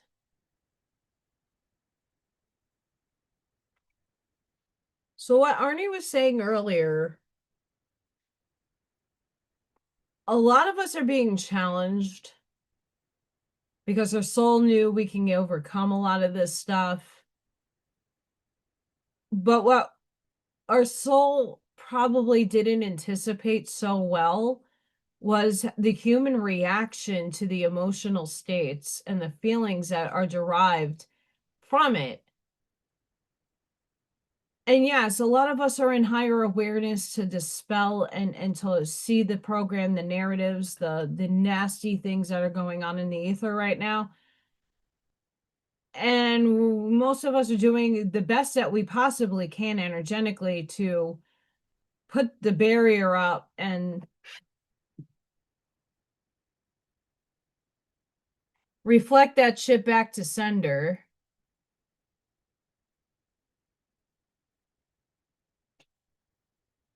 Right. But at the same time, it's still in so many facets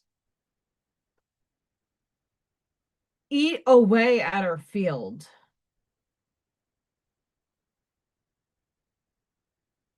which I don't like. When I'm looking at,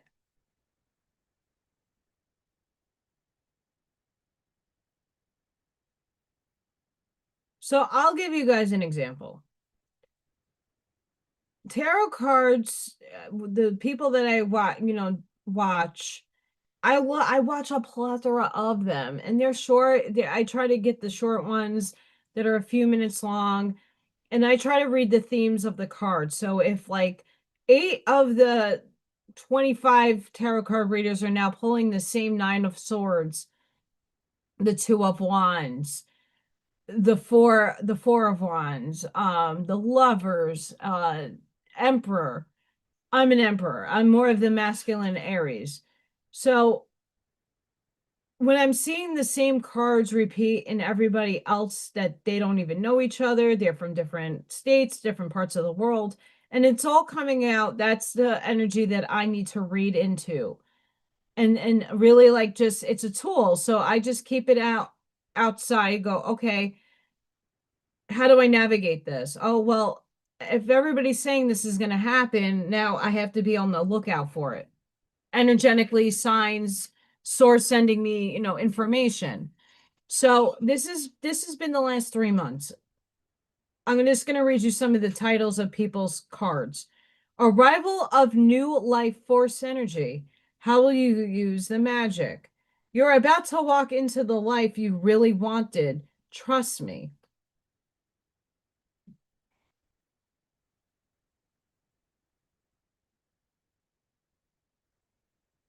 I'm only reading Aries Sun. I have other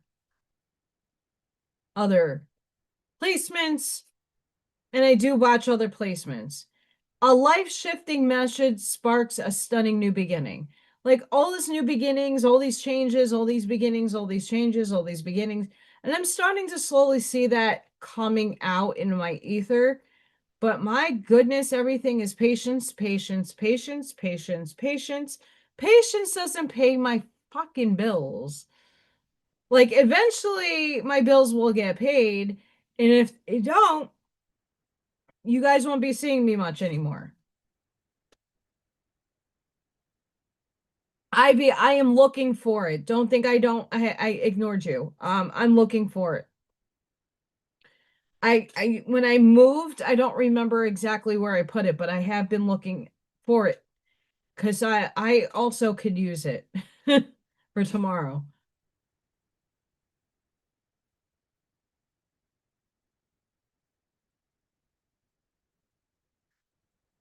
I'm still looking at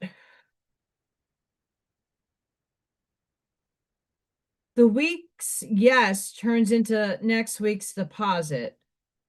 Okay,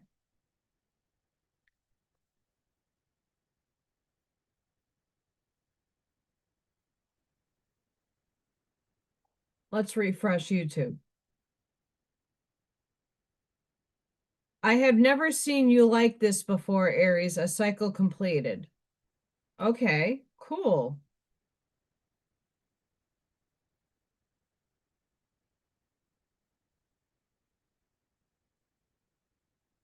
A life-shifting message.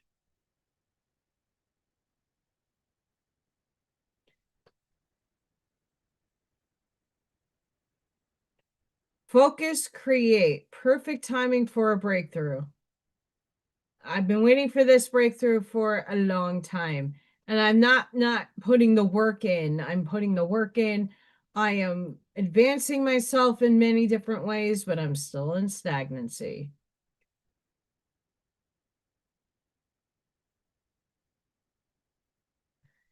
Uniquely enough, a lot of us are being, and it's not just an Aries or a horoscopal thing, a zodiacal thing. I think a lot of us are being asked to really look at. So I know I need a lot of change in my career and finance. Major.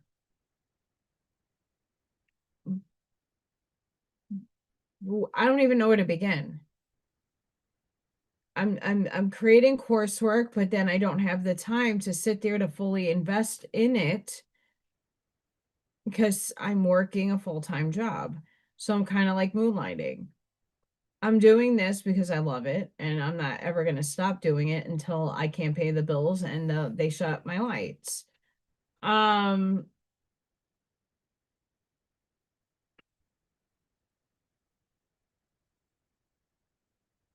Too much 3D potentially.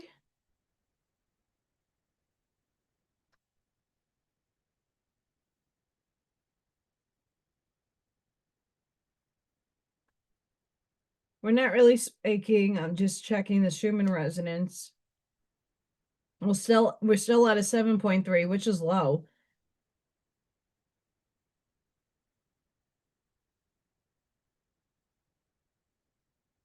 It's pretty low for today.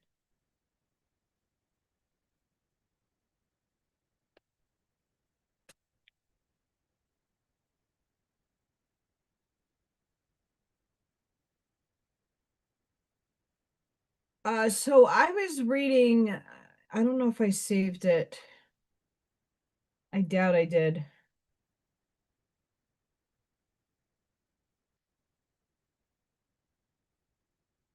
Um, I'll just go off of base what I remember. I'm not supposed to do everything conventionally in the third dimensional sense. I have to work with what I have within the 3D confines of 3D and the matrix and how the world is working right now, but I have to find a different way of expressing it. And I have not figured that out just yet. Like I'm not supposed to be conventional in my delivery on anything.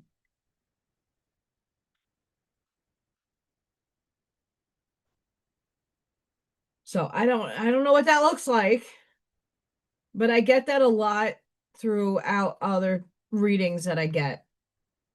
That I'm supposed to figure out unconventionality.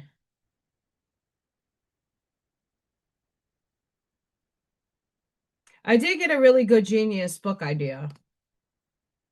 I'm not going to share it. I might do some TikToks on it a little bit, but it requires me writing.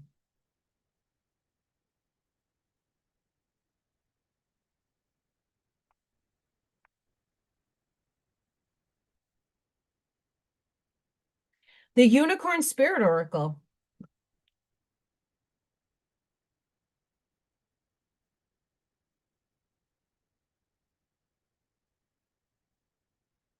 So I hope everybody's Friday is going good. Mine was crazy. Not the worst day, but a lot of movement.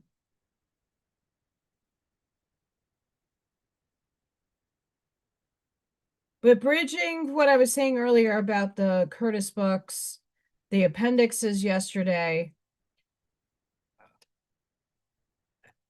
more and more people are looking and trying to discover their tribe.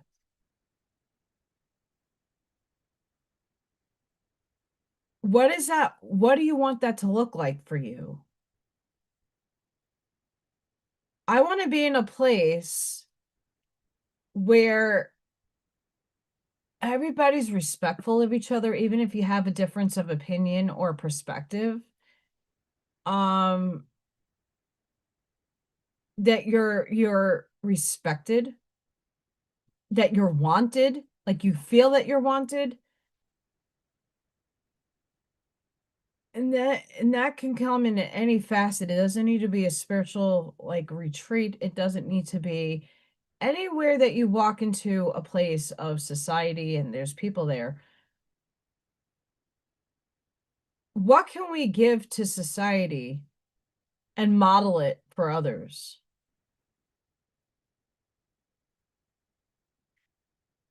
I think that's something that I think if more of us were to be consciously more aware of, because we're on autopilot, no offense. I think I'm also a victim of this. When you're going to the supermarket, you know what you have in your head? What aisle and where you need to get it so you can leave, right? And instead of being in the now moment and walking through a place and smiling at people and making human connection. A lot of the times you're so in the mode of like, okay, here I have to get this done, and here this is the list in my head, or you have a physical list and you're looking at that and not engaging in the world. Um,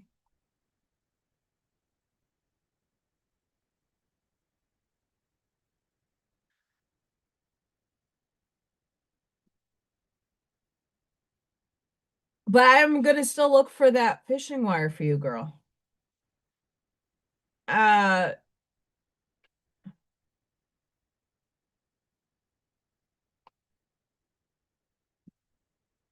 are you engaging?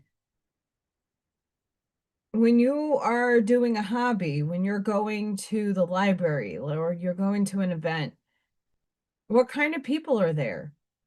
Do you enjoy it? Do you enjoy other people's presence?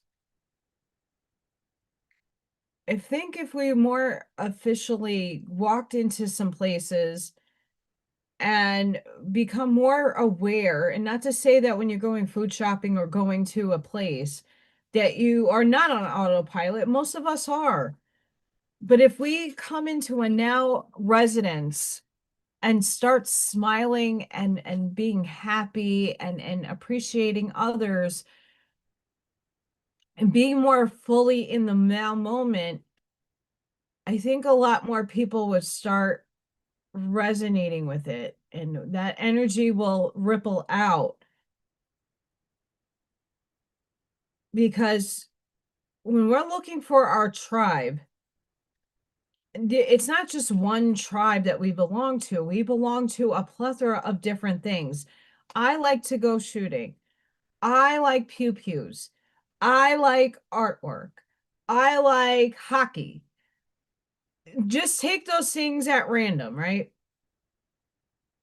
If I want to go to a range or I want to go to enjoy myself, I want to be around people that know what they're doing. I want to feel safe in the place that I go and pew pew at. If you are going to a hockey game, obviously, if like I was mentioning this with Marine, he likes another team and I like one team. But to go to, let's say, because now I'm very far away from New Jersey, if I were to go to Chicago to a game, I should feel comfortable wearing my team's jersey without getting, obviously there's banter, but it's all in good and fun, but it's not taken that serious, right? I want to be around happy, joyous people. And not everybody's going to be happy and joyous, but maybe my smile could affect somebody's really bad day. But if I'm on autopilot, just going through the story and like, I got to get out of here and got blah, blah, blah, I'm not affecting anybody. I'm just blah. Hi, Kathy.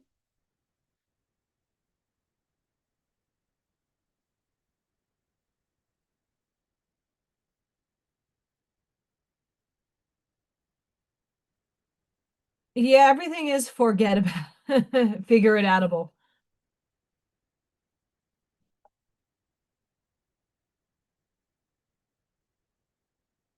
With what recently just took place with Scott being blocked out of a group and some other groups that people are starting to get banned or removed from, are those people really now serving your paradigm?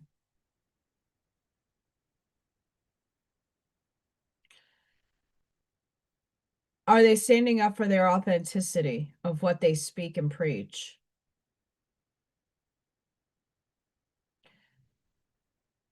We got to look at what you as a human being represent in this world and how you show up for your world and how you influence people just by smiling at them. And I do this every day with children. I have children who have circumstances that are way beyond their control that are not good. That if I can bring them a smile, a tickle, a happy dance, like I am a kid when I'm at work. And that's why I love what I do. I know that it does not put food on my table, but it in a soul sense, it gratifies me beyond control. Because I know I am impacting a child for the rest of their lives, not just in the now moment. That ripple is going to affect them forever. And I want you guys to try to obtain that feeling in your everyday life. I know not everybody works with children, but if you knew the littlest gesture of just a have a great day, that could change someone's life around. You never know if someone's contemplating on transcending themselves. You never know that someone is living out of their car and they can't do life. And every day is a struggle, and you just give them that smile and it motivates them to carry on. I mean, many of you are that life support for me. I show up here. This motivates me to keep going. This motivates me to be happy. This motivates me to have a purpose and a place in this world, no matter how small or how grand it gets. This brings me a sense of peace and a sense of happiness that I don't think many other things can do for me. But are you and all of you showing up is the same kind of smile that you can give to a stranger in a store. When we're more conscious and we are expressing our authentic self and we're living in the now moment and we are a model for that, there'd be more unity in the world. We're still going to be amongst the polarized people who live in duality, who have hate in their hearts, who have very, very egotistical opinions, who are narcissistic. And yes, these are labels, and we all have those traits somewhere deep down within. But what are you expressing to yourself in this world?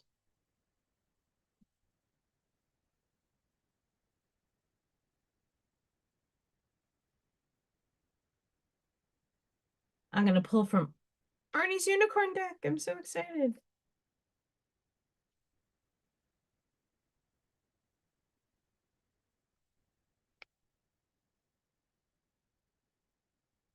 I think the dark night of the soul of humanity is continuously always happening, but I think it's like reaching its pinnacle point. The precipice. I mean, everybody's precipice is going to be a different precipice because what is humanity's breaking point? I think the collapse of everything, but not everybody sees, not everybody's in financial hardship. Not everybody lives in a disaster zone. Not everybody lives in a war zone. Not everybody has, everybody's precipice is different.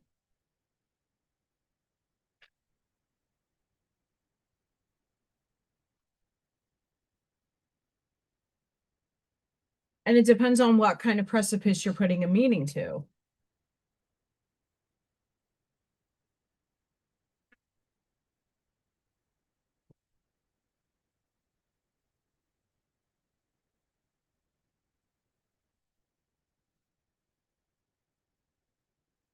I'll take it. It fell.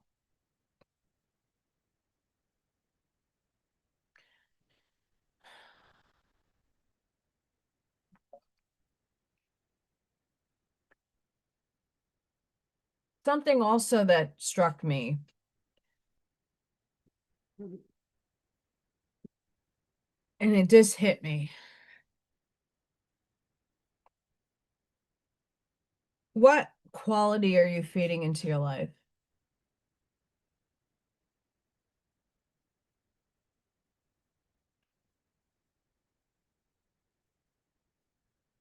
I'm getting channeled very hard, so sorry guys if I just stop.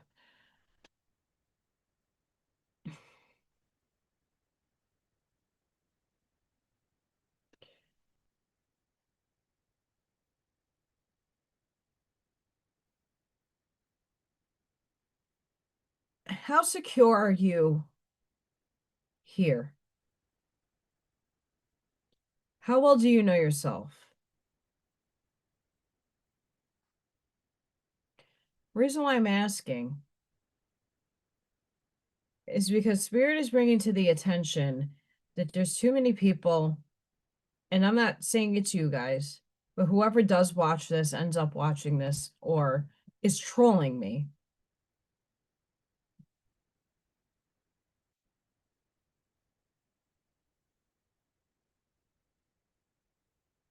Are you jumping on a bandwagon because everybody else is on that bandwagon and you don't know how to feel about something, so you're going to allow other people to sway your feelings? Or are you really going to take the 360 view? They're bringing me back to this 360 view. They keep showing me the room. The shit in the middle of the room does not change. It's a skeleton, but the way you are viewing the skeleton changes as you shift around the room. If you look at the world at large, humanity at large, and you take the eagle view, but you take it from the expansive point of view from the eagle. So it's the eagle not just looking down at a specific situation, it's looking at the entirety, the grand whole. And it's seeing all its parts and pieces playing out. The cogs are moving. People are doing this over there, and people are doing this over here. And it's like this big, you look like you're looking at an ant farm from up there. Like if you ever were in the airplane and you're coming down into a city and you're starting to see things, like they look like ants. How significant is that outside world if you're on the plane looking down and you're seeing ants? People. Does it seem significant? Or it's just everyday life happening?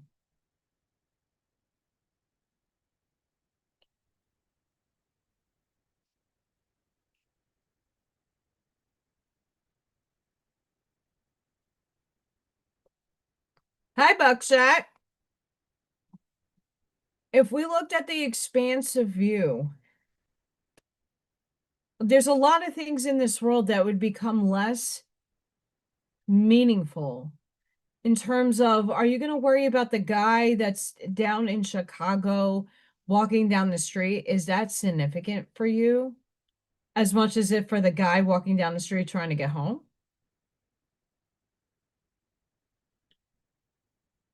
Probably not.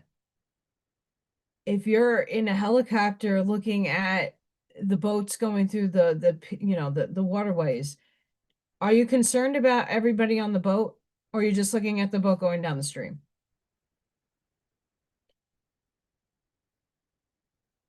Look at your expanded viewpoint. Look at the dynamics of how you are viewing your life, your world, and your heart, and how your gut instincts really need to tap into your intuition. Spirit is channeling through me right now to ask yourself, how authentic are you showing up for yourself? Are you just putting things out there because you want people to like you from the ego perspective, or that you can impart wisdom and experience and learning and teaching onto other people? Are you doing it because you want likes, views? Are you concerned, or are you just gathering up falsehoods, false energy?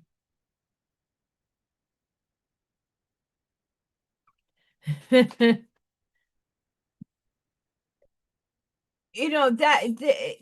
one of these what they're trying to they're showing me, like I see it in my mind.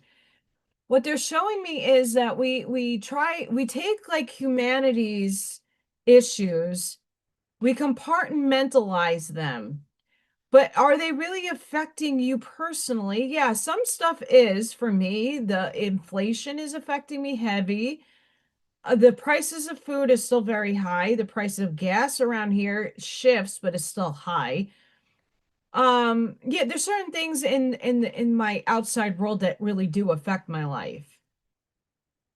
But there's a lot of things that people are projecting out there in programs and narratives and where you're tuning in from.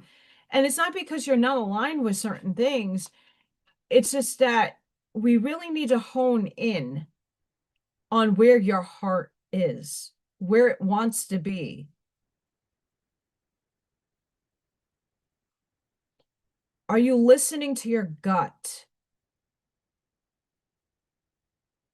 Just because someone says something doesn't automatically make it true. Were you there? Were you in the room? It's just like the CGI and the AI stuff that people see, right? Anybody can make a claim. Anybody could tell you from what they've had in their experience. But if you took the view, the 360 walk around viewpoint, a lot of that story starts shifting, and it shifts fast. So you gotta take the expansive 360 view of things before you make a judgment, before you go in and align with it. And that's with anything, positive or negative. I just because I got this book, the case against reality. Do you think I'm going to align with everything that this guy writes? Probably not. Even Federico Vigine, love a lot of his work, but there's some stuff I do have some opposing viewpoints. But that doesn't make his work right or wrong. It doesn't make his work right or wrong. It just gives me an expanded viewpoint about how they're thinking.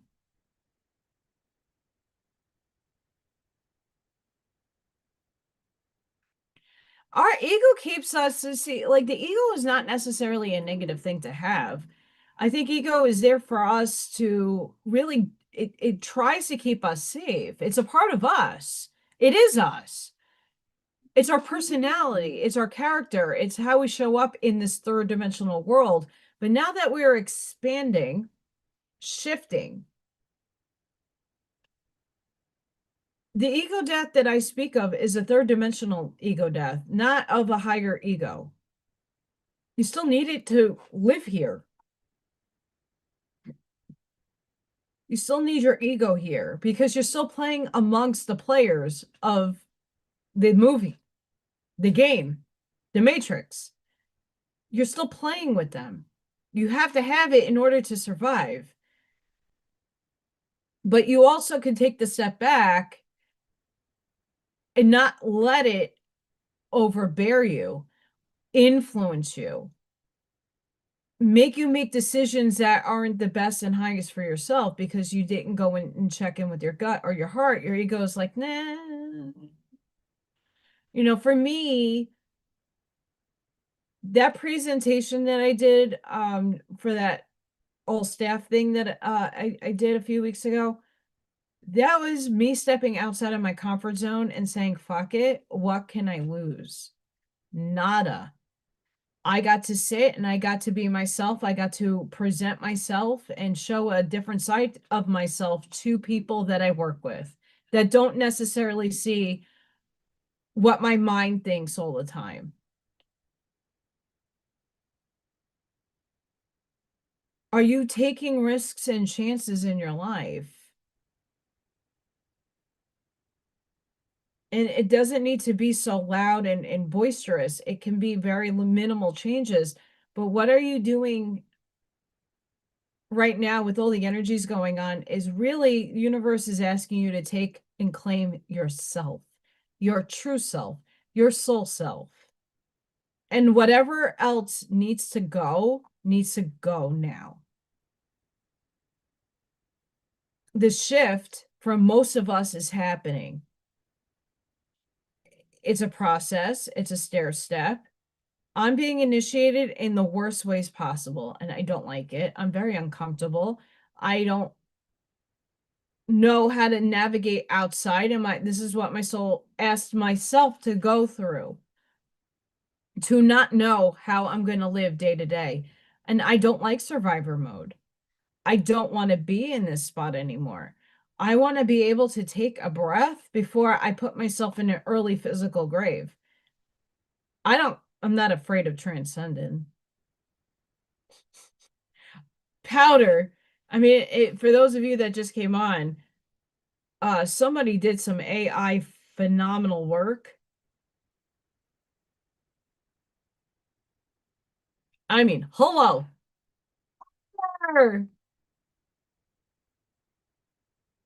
That's my powder moment right there. That's genius. I'm not afraid of it.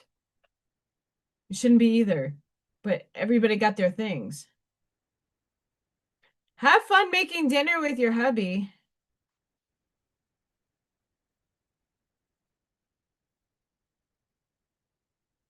From the Unicorn Oracle deck that Arnie beautifully sent me, I'm so thankful for Arnie. Purpose, finding who you are and what you are meant to do.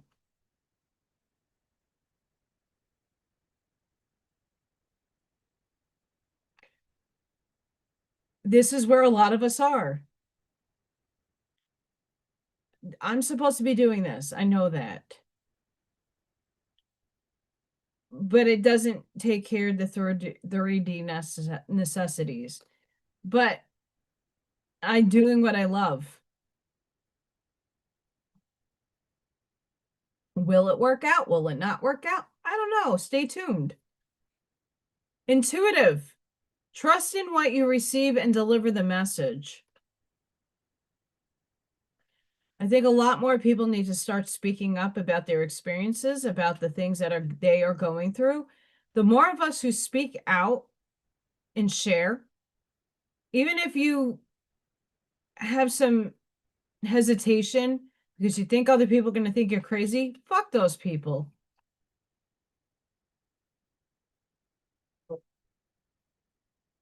Batty!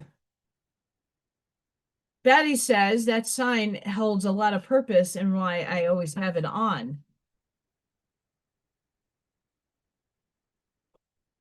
Fuck those people. They're not your people.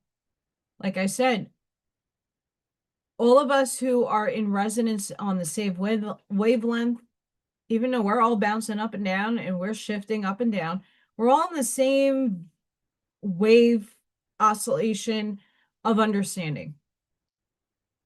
Many of us don't think the same, don't feel the same, don't have the same life experiences, but we can all have similarities where we see eye to eye, or we at least get the notion of that.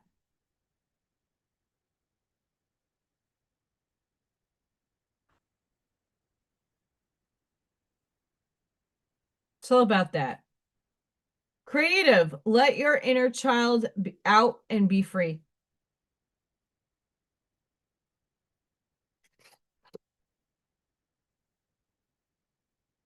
Believe. Have faith in you and all you do.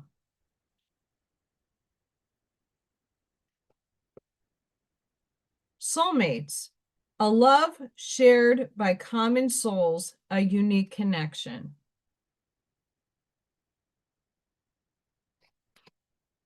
Courage.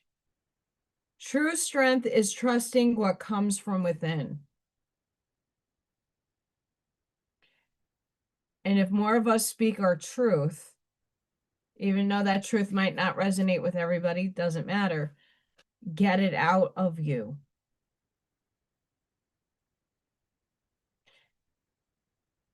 This world is not an easy place to live in, especially for some of us who's always considered the black sheep. We're very different. I'm very different.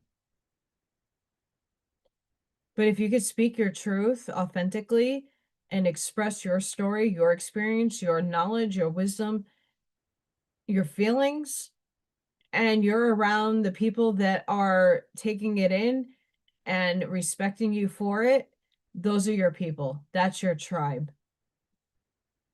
Not people that wish you well and fuck you behind the scenes. Not people that take advantage of your kindness. Not people that will show up for you and then out of nowhere gaslight you. They were not there to stay for that long. A season, a decade, bye. Wonder you see all through the child's eye. And we are all children at some point. I'm still a child.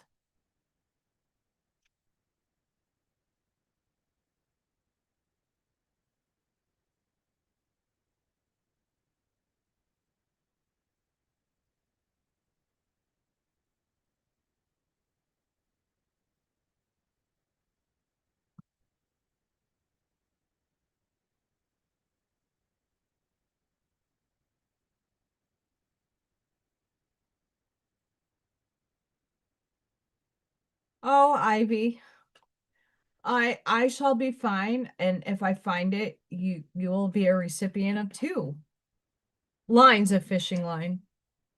I actually do have a tackle box, by the way. I do have a tackle box. I just have to see how thick the gauge is on the line. Yes, Allison used to fish. I don't have a nice rod. It's cheap.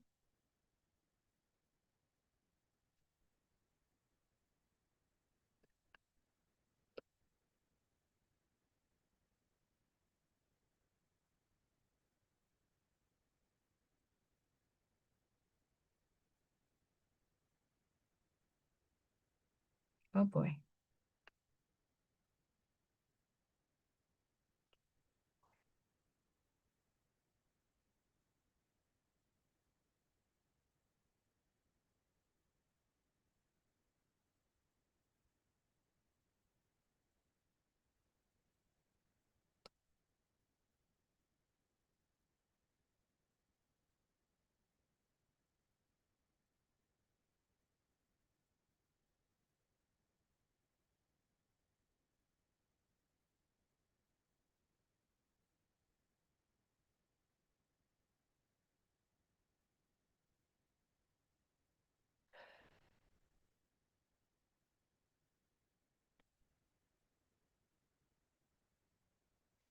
Miss Ivy, hopefully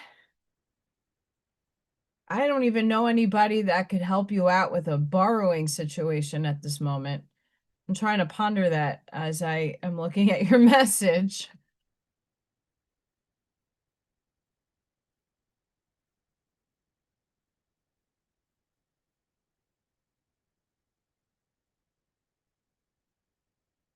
Yeah, a lot of us are going through this character assassination. I'm not alone. Actually, what's interesting enough, a few people told me that they're going through that right now. That people's perceptions not getting the full viewpoint and the 360 view are going through that right now. And what my lovely upstairs team is like, okay, but don't let it define you and keep moving forward. And the people that were meant to stay are going to stay and support you. And the people that were there for falsities or just joining on the bandwagon are going to leave. And those are not really your people anyway. And maybe one day they will come back and accept things as they are and how they played out. And I will be more than happy to welcome them back, but with hesitation and caution, because everybody's motives are outrageous right now. Um, it's just what it is. But and that's the advice I can give to anybody going through people being divisive and going behind backs and talking and gossiping, and the telephone game is the worst thing you could do. Assuming is the worst thing you could do.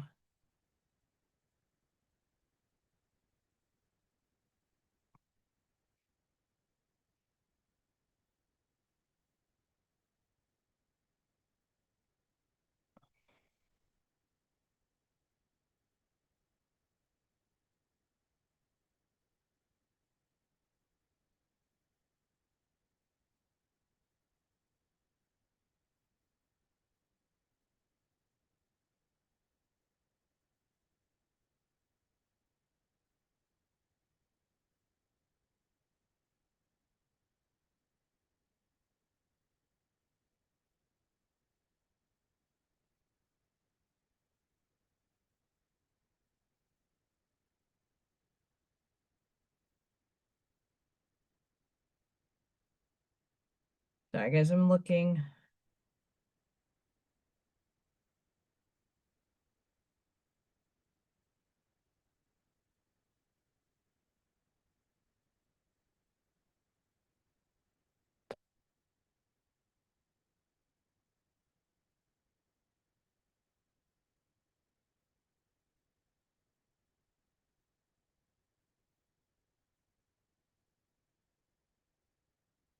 I do. I have her details. But um I'm gonna say, like, even for myself for tomorrow, The universe is going to play itself out the way it plays out, and I can only be grateful and have the gratitude in my heart that I had the opportunity and the funds to pay for the event that I could be participant in. And I'm just open to the universe to bring me an opportunity or people that can help branch me out and give me some sense of direction where I need to go next, because like it needs to happen uh by next month, or I really have to start looking for avenues of, because the loans aren't going to work out. I'm going to have to sell the house and I don't know where to go or where to move to.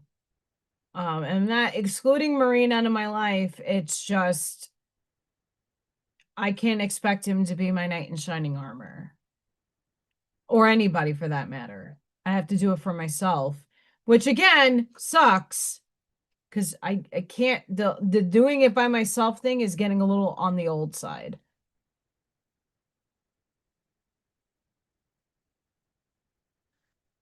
Um, I mean, I'm not as stuffy. I'm not coughing as much. I've been supplementing. The infection is like, thanks to Marine, almost gone. Um, I'm taking care of myself as best as I possibly can. But this world runs on a program that it hasn't ended yet, and it's going to continue until more people shift. And we're not there yet. And we're here to help the shift. And it's hard to help the shift if we are limited in that capacity. That makes sense. All right. Shifting gears. A little bit of my quantum AI metaphysical ponderings bit here. Scientists suggest our entire universe could be a holographic projection built from quantum information. Ah!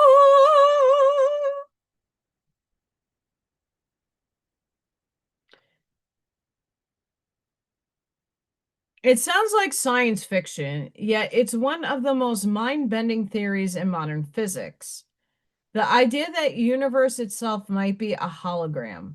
According to leading physicists, everything we see, feel, and experience could be a three-dimensional projection of information stored on a distant, flat cosmic surface. I love that. This concept, known as a holographic principle, suggests that the fabric of space and time may emerge from quantum information, tiny bits of data that encode the entire universe. Just as a hologram creates a 3D image from a 2D film, reality itself could arise from patterns of energy and information woven into the quantum field.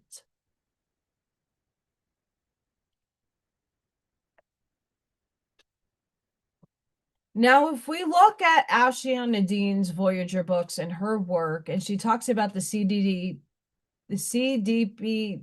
or however whatever plates they are, that there are holographic plates, that each of these plates holds different versions or information that helps create this reality, and has information that has seeded this life, seeded our race, our genome, our genetic codes, our life codes, our etherical codes, the celestial codes, all of these beautiful concepts. But it's a beautiful thing to know that the scientific world, who are not necessarily in the metaphysical, esoteric, and channeled world, are like really starting to talk about this more frequently, and it's a beautiful concept. The theory first emerged from attempts to reconcile Einstein's relativity with quantum mechanics, particularly with studying black holes. Physicists discovered that the information describing all matter falling into a black hole might be preserved on its surface, not lost within it. This revelation sparked the possibility that the same rule applies for the entire cosmos. If true, everything we know from galaxies to atoms exists as a projection of underlying quantum codes. Reality would be a grand simulation of physics shaped by data rather than solid substance. And we know that's material in the material world. If we look at the Kabbalion and the natural laws that people have written about, that everything is in vibration and always constantly moving. Well, our eyes can't perceive it. So all the atoms and subatomic particles that make up my coffee cup at some point is moving and shifting.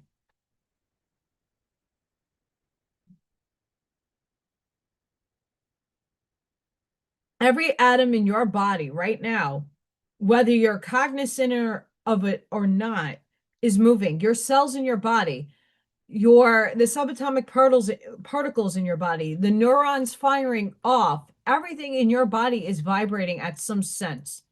We don't feel it unless your stomach gurgles and makes noise, or your bladder gets full and you feel it finally.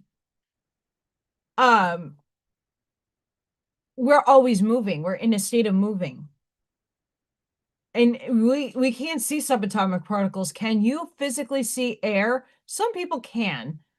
You can see the particles whizzing through the air. I sometimes can if I tune in enough. But do you see the air moving with my hand? But those are all subatomic particles. I'm pushing up against something. Gases in the air. Do you see them?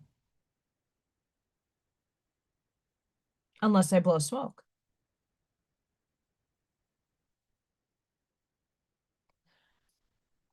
While the holographic universe remains a theory, new studies in quantum gravity and string theory, I love string theory, continue to uncover evidence supporting it. The deeper scientists look into the universe, the more it behaves like information unfolding into space. It's humbling and electrifying thought. Our entire existence could be the universe's most perfect illusion. I mean, you could see a fart through a thermal camera.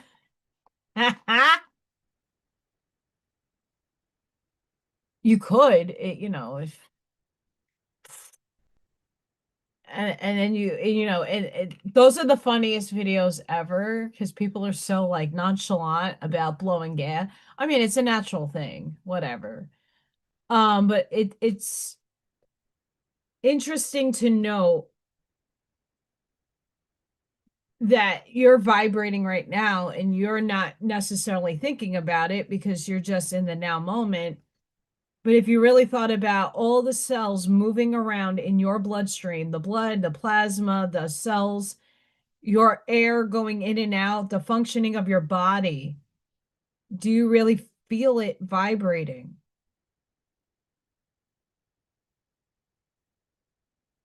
It's happening so quickly, you don't notice.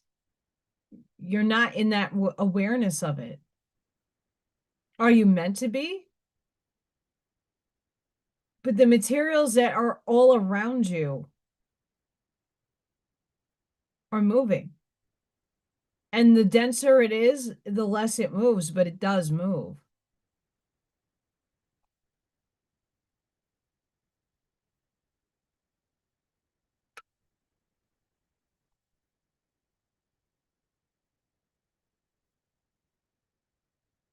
Tampon emojis.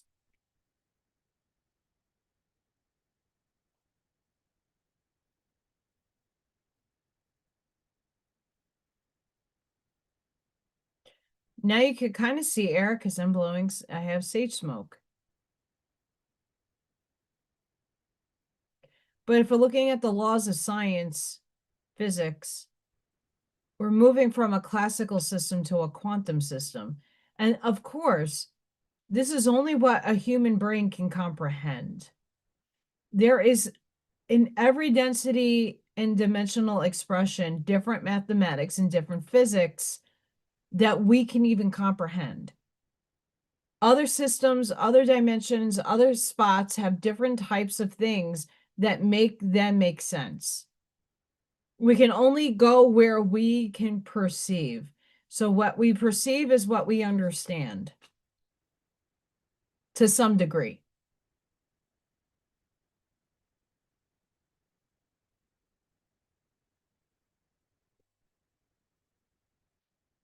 I mean, people really do ingest sparkles or put them in, the poop chute and fart. I would never do it.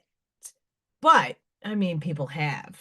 I think that's where those expressions come from. I honestly think a lot of the craziest things in the world that we think about are because people have actually done them.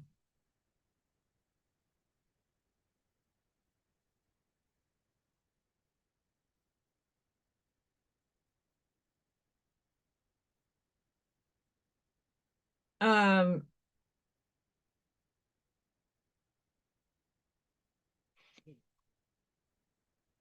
I'm holding that in.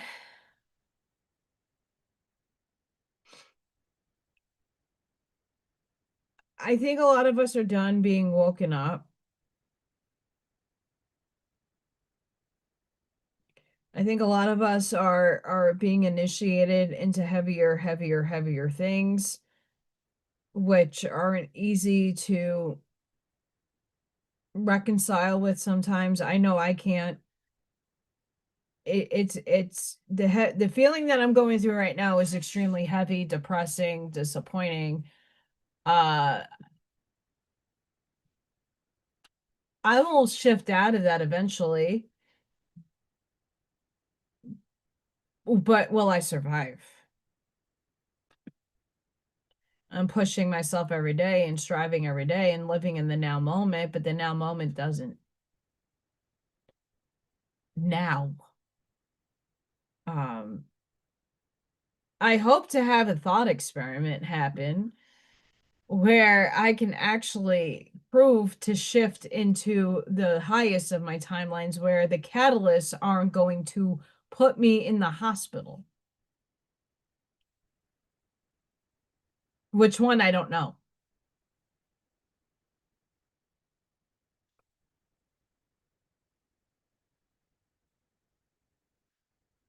Oh, this is a tasty one. Give me a minute.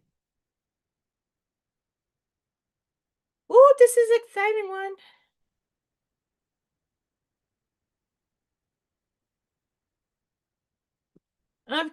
Of course, this is all conjecture.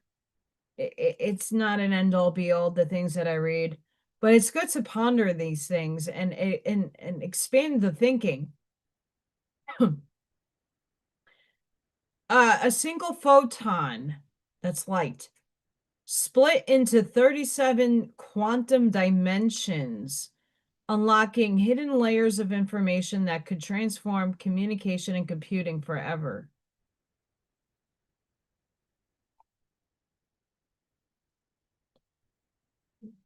So, background, quantum dimensions and the GHZ paradox. In quantum physics, the dimensionality of a system refers to how many independent states or levels are needed to describe it. Most familiar quantum bits, qubits, have two dimensions, like a photon. Polarization has two basis states. But researchers can exploit additional degrees of freedom to create high-dimensional quantum states. A recent breakthrough demonstrated a single photon occupying 37 dimensions simultaneously, meaning its quantum state required 37 independent coordinates for base states to fully describe. By comparison, an object in ordinary space needs 3 spatial coordinates plus time. This photon needed 37 reference points to define its state. These extra quantum dimensions aren't literally new spatial directions, but mathematical dimensions of the photon's Hilbert state space that encode hidden layers of information beyond our usual 3 dimensions. In essence, the photon was put into a superposition of 37 distinct states at once, vastly extending information capacity and complexity.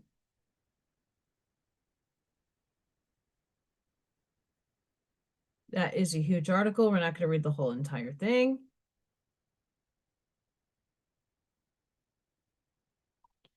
The claim that a single photon was split into 37 quantum dimensions is an experimentally verified result published in Science Advances in January 2025. It's not a mere theory or a hypothetical proposal. The researchers physically implemented and measured the high dimensional state of light. What they found is the quantum mechanics holds up in this far from intuitive regime. A single light particle can simultaneously occupy dozens of states. Like we do. Those states collectively exhibit behaviors that no classical system can reproduce. This opens up new layers of quantum information that scientists can explore. From a foundational perspective, it challenges us to broaden our understanding of quantum reality. From a practical perspective, it hints at a future where quantum communication and computation exploit multi-dimensional encoding with photons flying through fiber networks, not just a binary qubits, but a high-dimensional information carriers. And Buckshot can tell you why he's been so busy at work. The quantum world, it seems, has many more dimensions to reveal, and we are only beginning to scratch the surface. So if we look at what that all entails, why do you think Buckshot's always busy? What's going into the ground?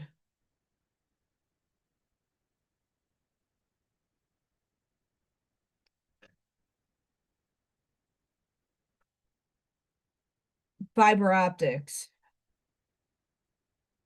At one point, the scientific world was going to the satellites like Starlink. And now that the quantum world is unfolding itself and we're discovering more things about quantum mechanics, the world is now taking note that the satellite is entangled. So you have a signal, it entangles to the satellite and it bounces back information. Through the fiber optics, it's going to do it multidimensionally. More information is going to be able to be derived through fiber optics.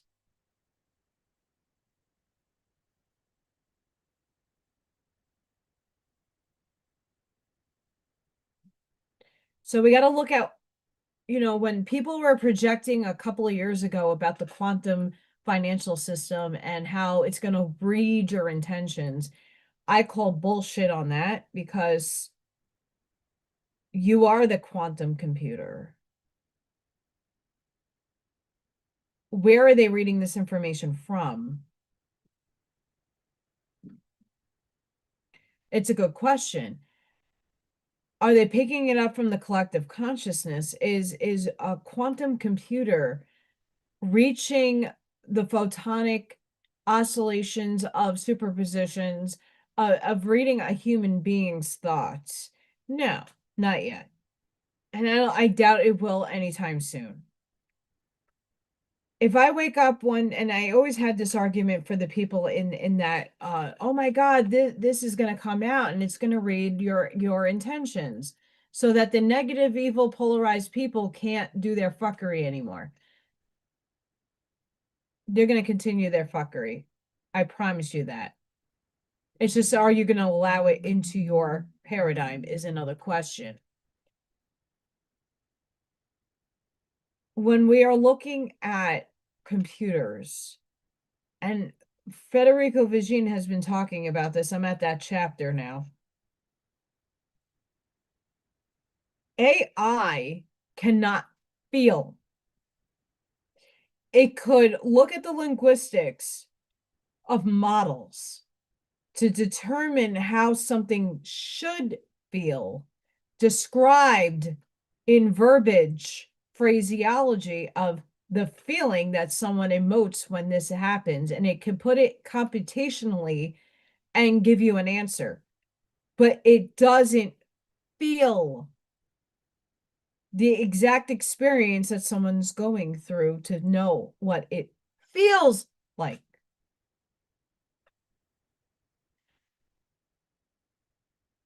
If I woke up one day in a really sassy, bitchy mood, should I not be able to go to the bank and withdraw my money, or whatever institution or app or function, so that I can buy groceries? Should it stop me from living my life because I woke up in a bad mood? Or that I had a really bad fight with somebody and the quantum world saw me in the wrong, but I really feel that I'm right, or that I'm in neutral and I have to take the quantum computer wants me to take a side. And if I make the wrong choice, I don't get food. That's what we're really talking about. And that was like 5 years ago. I call BS on that.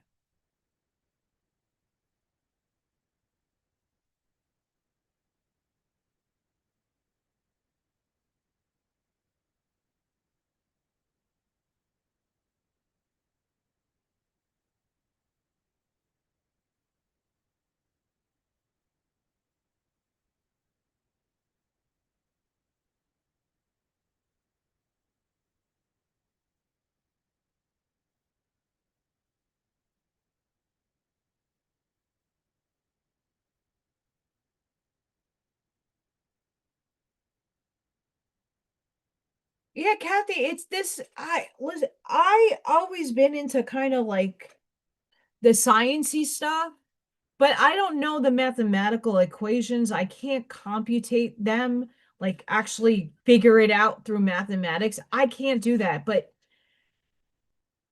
conceptually, I could see it in my brain. I understand a torus field. I don't understand the mathematics between like the fields of energy. Like I know when I pluck a string of a guitar, I'm seeing the wave of energy and I'm hearing the tone and the hertz that it's playing. But can I make the mathematical equation make it make sense? No, I can't do that. But I noticed in the last year more of the spiritual people that understand the laws of nature and applying. Everybody's like, oh, if you just raise your frequency high enough, you can shift your reality. If you feel and get to the highest excitement, as Bashar would say, you can experience it from this and that and blah blah blah, and you can get your life and the dreams that you've always aspired to do. And then the little voice inside my head says, wait, hold up. It's is not it could seem as easy as that, and for some people it is. For the majority of us, it's not.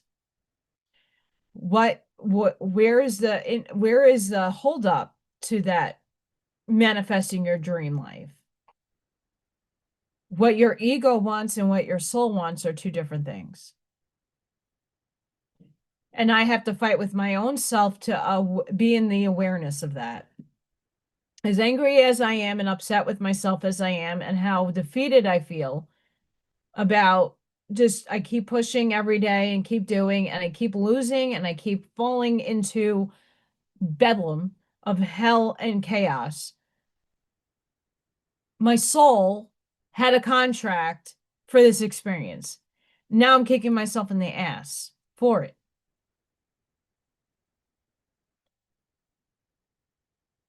It's not because you can't manifest it. Is it meant to be manifested by you? Is the better question that I ask.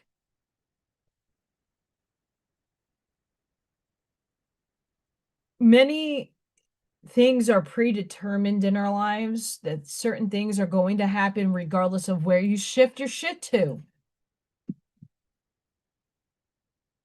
Sorry, I am very uncomfortable at the moment.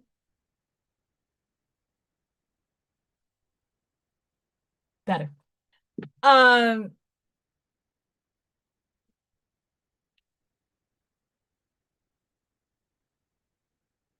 we all are told about manifesting, but now the spiritual people are really grasping collapsing the wave function, being the observer, and that's using your imagination. But for me, that was spirit. For me wanting to be an art teacher, I dressed it, felt it, putting that energy out there, walking in my building, imagining myself in that classroom, teaching all the kids the different projects, dreaming about it, visioning it, writing the curriculum for it, doing the art pieces for it, presenting a letter of wanting of application. All of this, making phone calls to master degree programs and other types of programs, and really putting the effort into it. I put action into motion to get a cause and effect. And you know what I got? The big middle finger. Fuck you. Why? Because it's not a part of my soul's mission.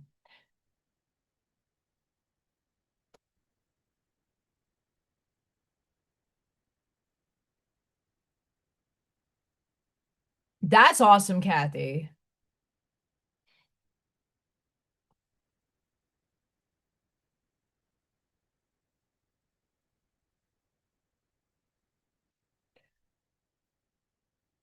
Yeah. I mean, the other day when I was talking about deja vu, and a lot of people that have no concept of quantum at all, like normal people I go to work to, and we have these in-depth conversations sometimes because they're like, "Oh my God, I had deja vu the other day." Up, and Allison's now going to see the concept. That's how I take opportunities and make them thrive. And I'm like, if you thought about deja vu, and I'm like, well, that's just another version of you on a different timeline that has already lived that. And you're now merging to that 0 point where you felt the deja vu happen. It's because you already lived it. And now you're stepping onto that timeline from that point on. So that infinite you out there in the universe has an infinite potentialities of a million different things. And now you're like, ooh, goosebumps. I lived that already. I feel like I did. I was like here before. What is that all about? Is that, and we normally us equate that to past lives or other realities that we possibly could lived. Past tense in linear time space. But it's not. It's your other you in a parallel dimensional space that you are merging with, that you now are picking up from that moment on to that deja vu moment. And if it keeps happening, you're shifting even further. And your body and consciousness is catching up and blending in with that other self.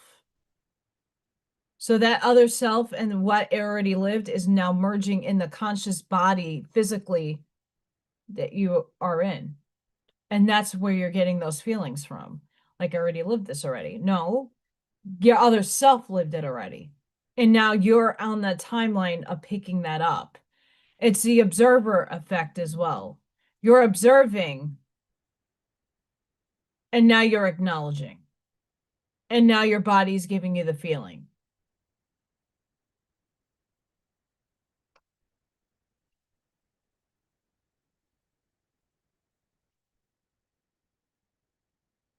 I hope I see little Thor before I leave tomorrow morning. But little buddy has been in his little cat castle, as Auntie Amy calls it. Um, he's obviously it's warmer here, so he's out and about and roaming around. But he has been, living it up in the cat mansion. But that only dictates a holographic version. The many worlds interpretation will say that there are infinite amounts of timelines, dimensions, densities that we are constantly jumping in and out of. And the ones closest to us are the ones that we can physically obtain.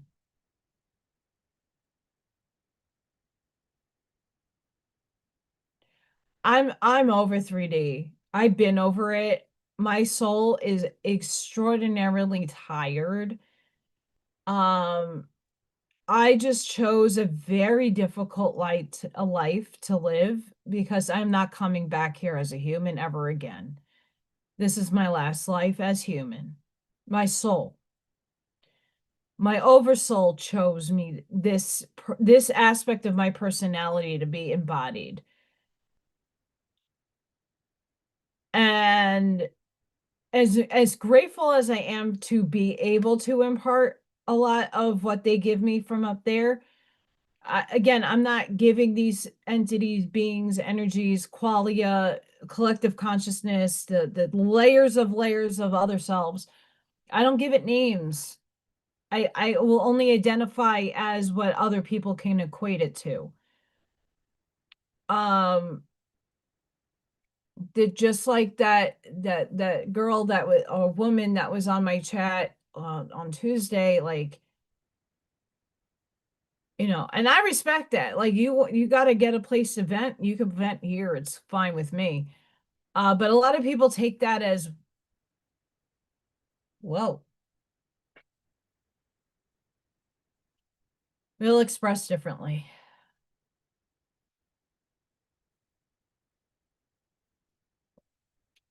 Most of us are done with third in terms of expanded consciousness. We're only able to get to these notions in these articles that I read because we are expanding.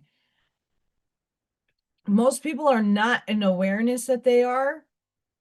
They're just taking their what the outside world is dictating to them. They're not feeling into it. So many of us have already felt these things, but now science is giving us phraseology and linguistics to explain it.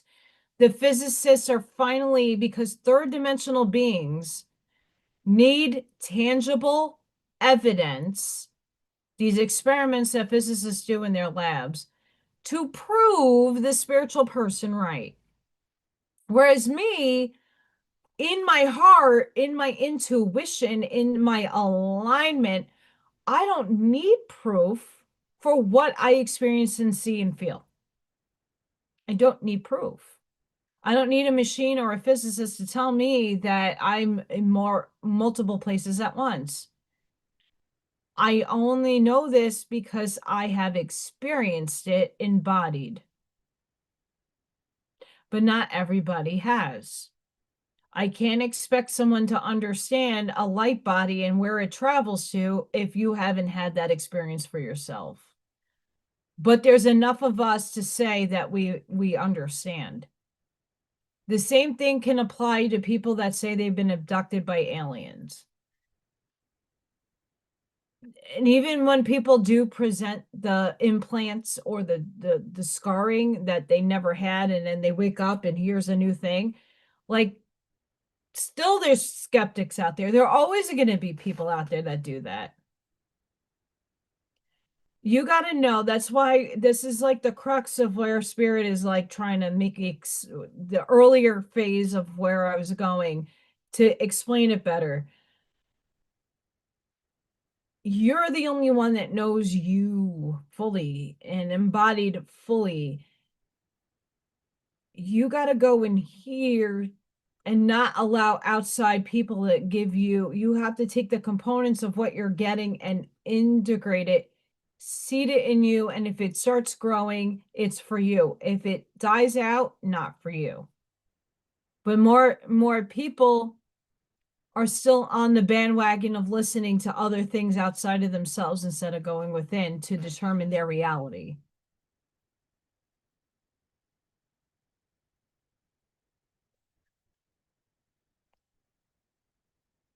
I don't like labels.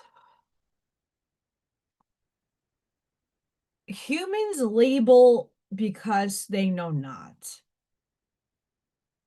We're not there yet with telepathy and understanding all of our feelings to a nitty-gritty. We're only at the point of, well, this person is how we're going to describe them with the five senses. This person smells sweet like flowers. This person has gray hair. That person has freckles, right? We're labeling things. That person's rich. Well, what determines what a rich person is? Society, humanity, spiritually, what makes someone what they are? And that's challenging because you could take it in many different ways. Some people are rich in knowledge. Some people are rich because that's what they deem themselves as, not because they are. Is it a material richness or a spiritual richness?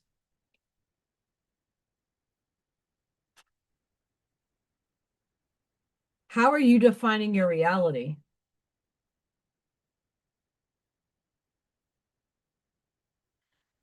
And I get caught up in this because we live in a 3D system and we have expanded consciousness. Most of us live in other dimensional spaces and not necessarily in the 3D. And we still have to work within the confines of 3D, but with expanded consciousness. So it's hard for me to raise my vibration enough to see where the hell the entanglement is to my highest and best, because that's always constantly shifting as the grid is shifting.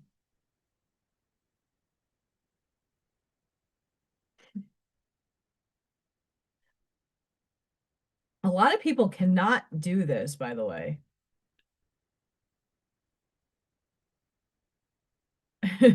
Spock.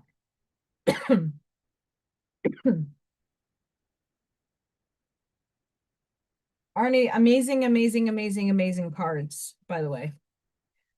I'm going to leave the links to Arnie's website and cards and all his the music. I can't wait to listen to that and jam out to that. He does post those things on Facebook, by the way.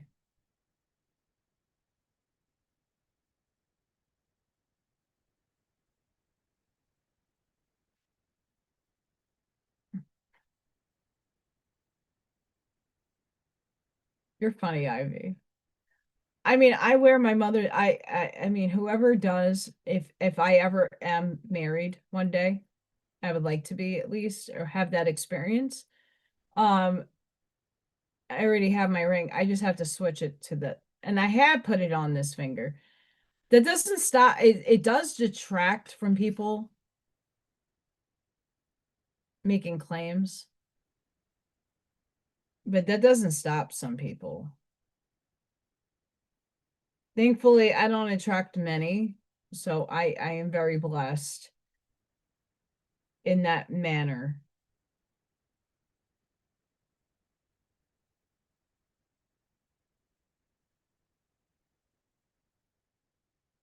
I put on an illusion. How's that?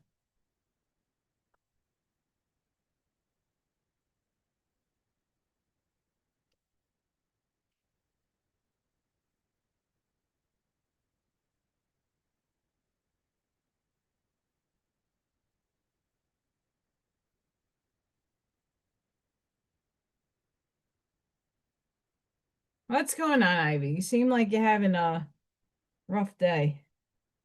I know I am.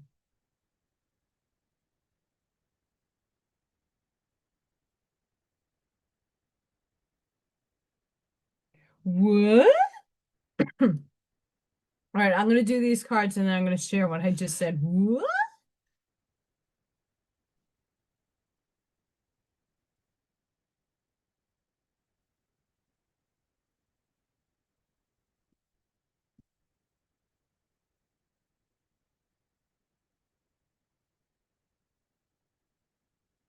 How can I infuse more self-love and compassion into my daily life?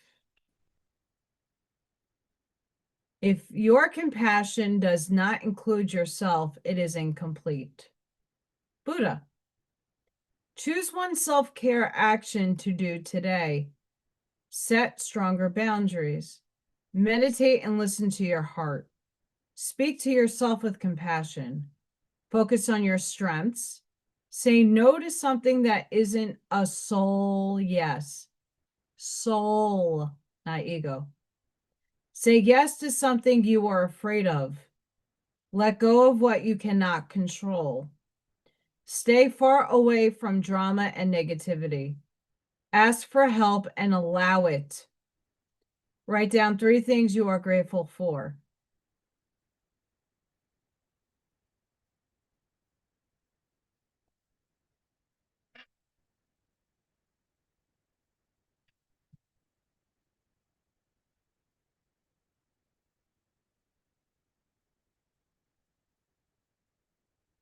Which Walmart are you in, girl?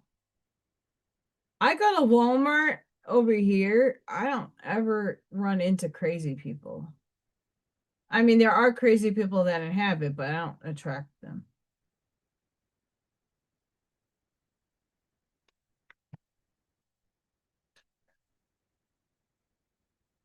I mean, the energies are wonky right now.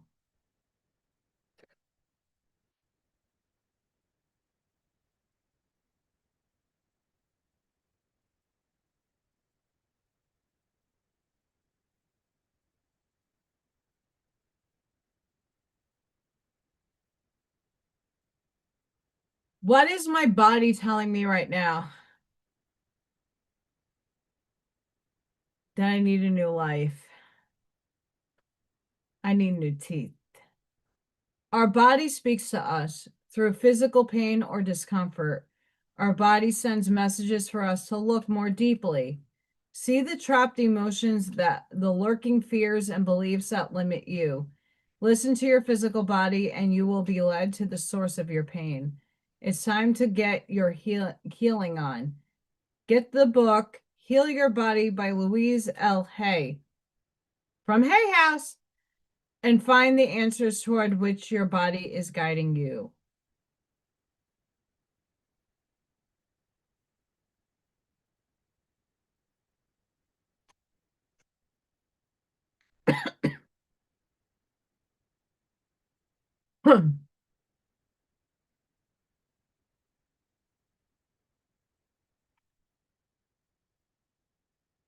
Where am I called to use my voice right now? You see, and I'm being attacked in my voice.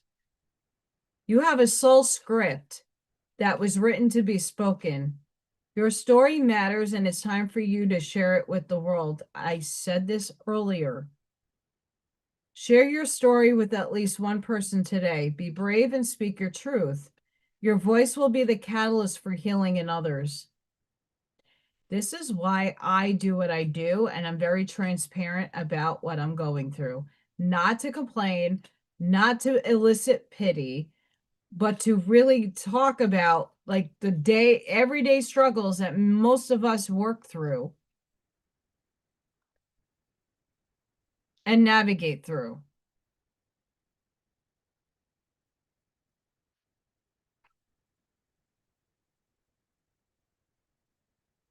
I like these cards.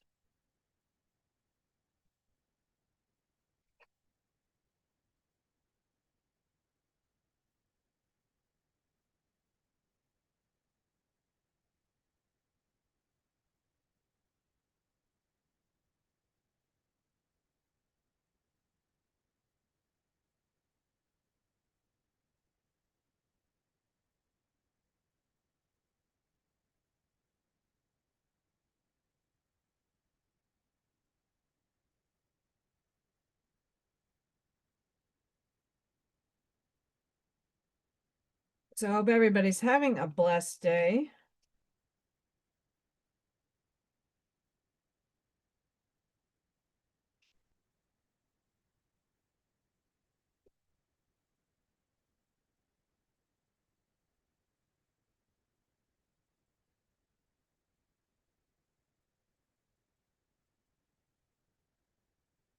I still have laundry to fold. I have water distilling. Jesus. Um, I washed a lot of Freya's stuff because I'm still battling buggies. Not as much. I only saw one on her today. So whatever I'm doing is working, and I know it takes time. I got more laundry to do.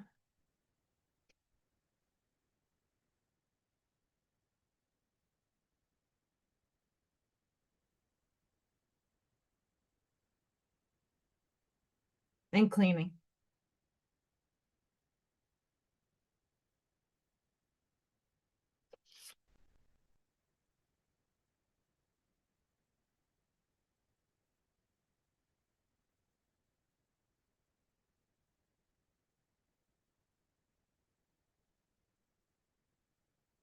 These are my little mini room, my little mini runes.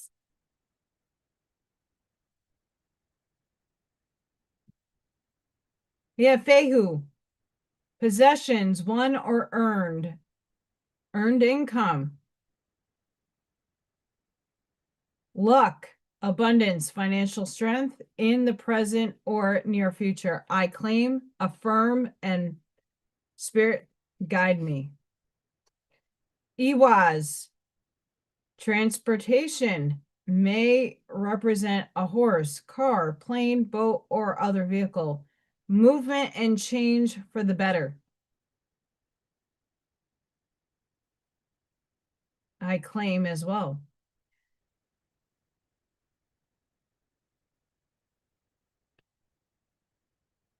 The opposition. Hagalaz, wrath of nature, destructive, uncontrolled forces, especially the weather, or within the unconscious, tempering, testing, trial. No, these are just runes. So I'm more into runes, like even the tarot cards. If I pull tarot for anybody, it's out of my rune deck. Because it's all Norse, and that is where my soul aligns the most with. Freya, fractal, here. Not just the cat.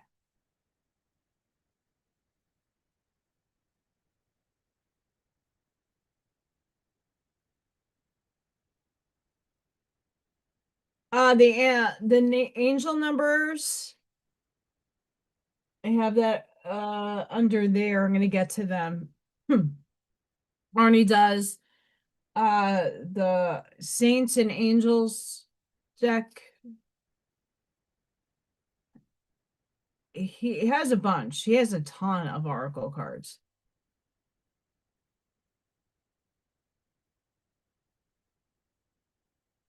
Most of Arnie's decks that I have are in tens.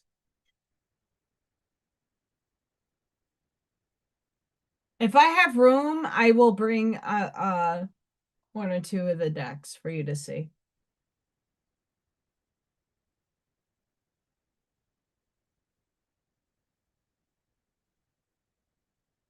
YouTube puts some crazy shit on my, like, for you.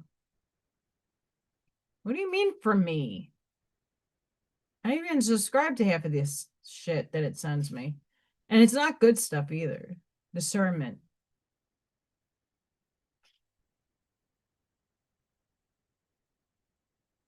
I might do another paint and sip during the week. Um, more Thanksgiving.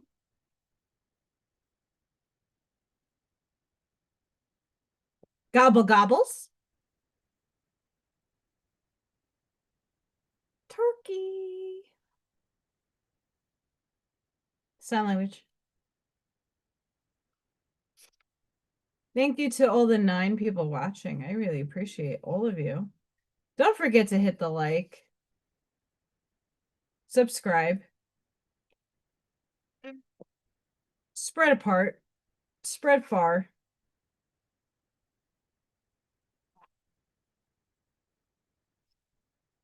Being with nature will give you answers. Illuminati! That's a joke. Problems resolve when you surrender them to your angels.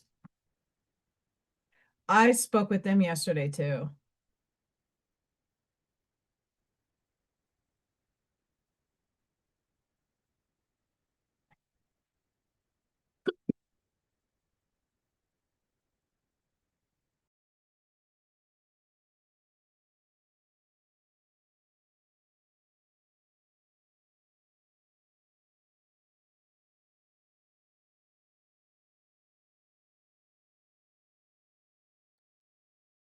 I needed that. If it doesn't feel right, then the answer is no.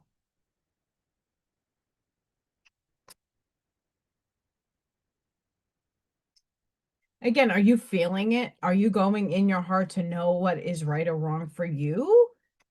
Or are you just allowing the outside world to dictate that to you? Feel it. Like I said, I think when more people go within and once again, we had this whole discernment thing like 2 to 3 years ago. Like everybody's like, discern who you look at and watch. But then are you really discerning the people that you're now watching? I saw your feather collection. I'm jealous. I haven't found many.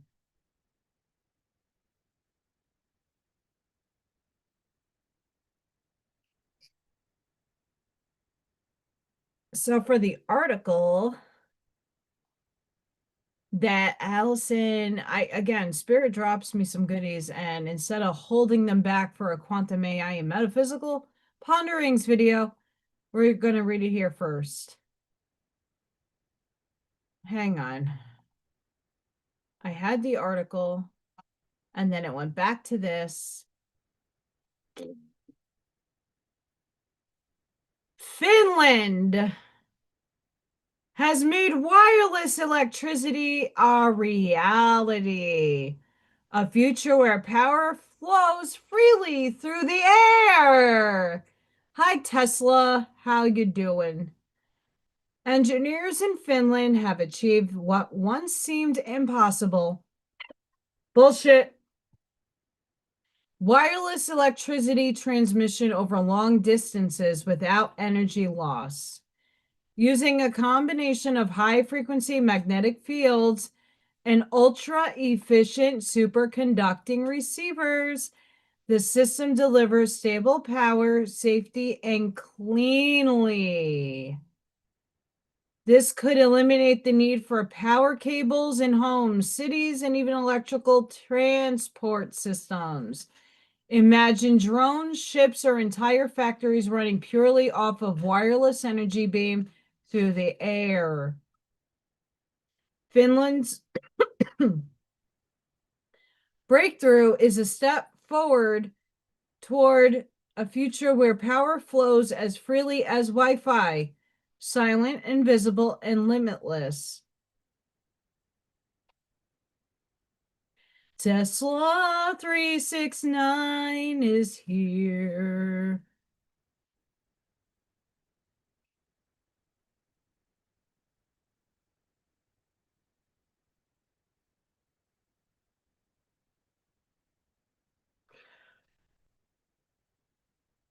Oh, nice.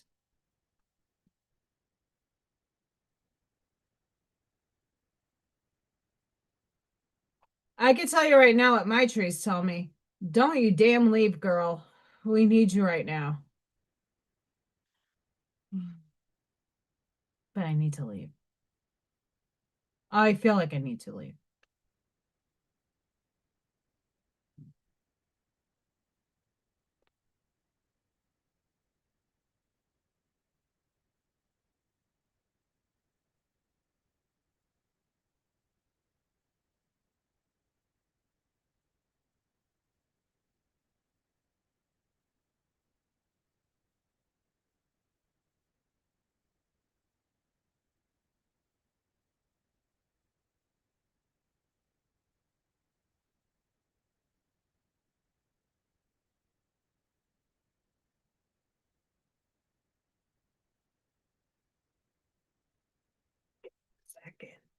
I'm seeing if I could find something.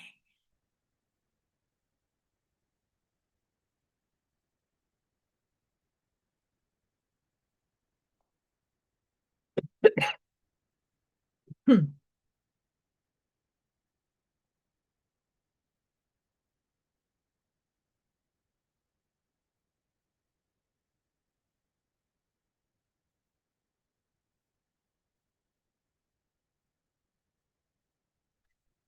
Huh. Trying to figure something out. Hmm.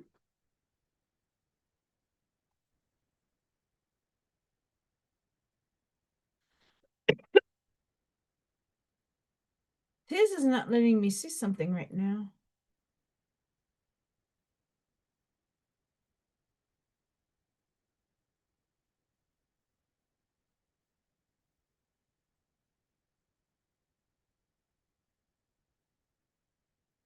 Interesting.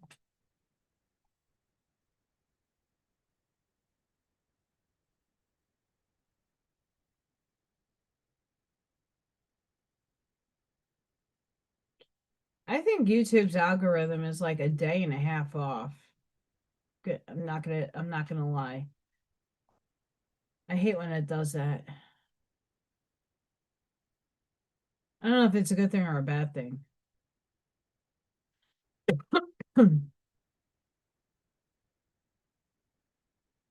Ooh, I don't do gravity.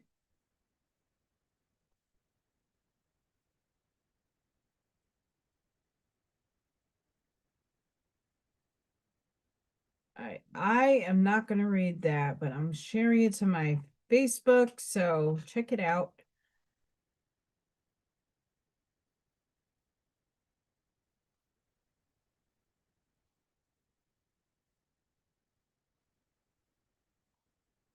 See, that's what happens when I go in and I Oh, this is something really interesting. Before I go pulling the rest of the cards for tonight. Um, what and this is a postulate. What if your memories aren't stored in your brain?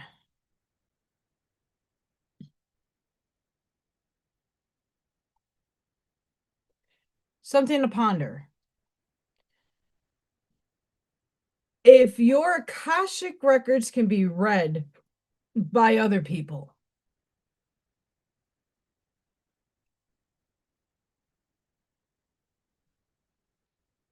if your memory can be read by other people,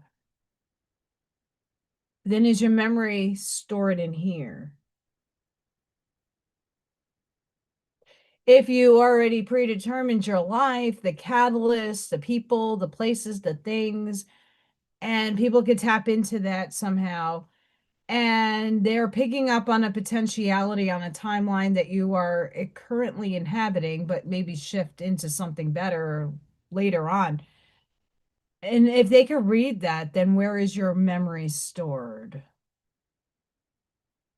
And now, if you can go back into your store banks within your DNA, and mitochondrial DNA is now opening up, and you can recall your other selves. And if this is all an illusion and time is simultaneously happening, where is those memories? If you've already lived a lot of the lives you're already living in this now moment. Things to ponder. Things to ponder. We're gonna get to that rebel deck, don't you worry. I'm on fire today.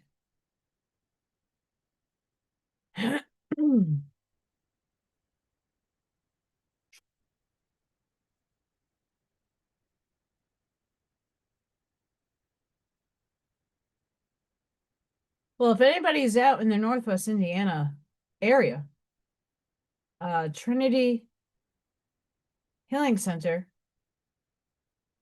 go look it up. Come see me and Ivy tomorrow. Get some of Ivy's services. Come see some of my wares and beautiful things that I make, and maybe you want it on your wall.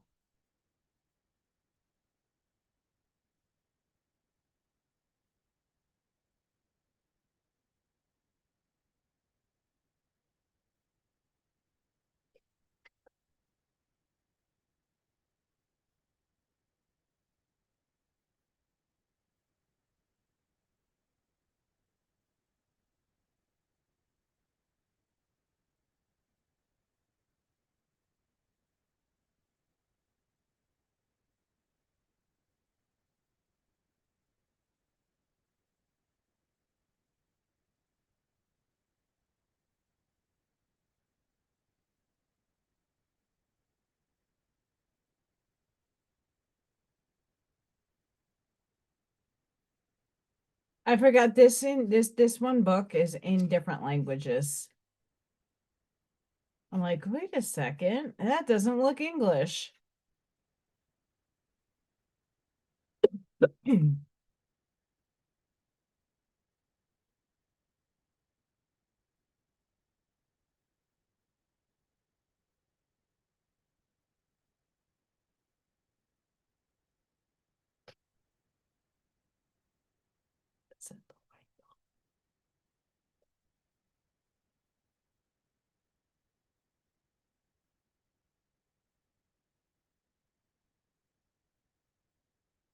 I don't know if this is the right book.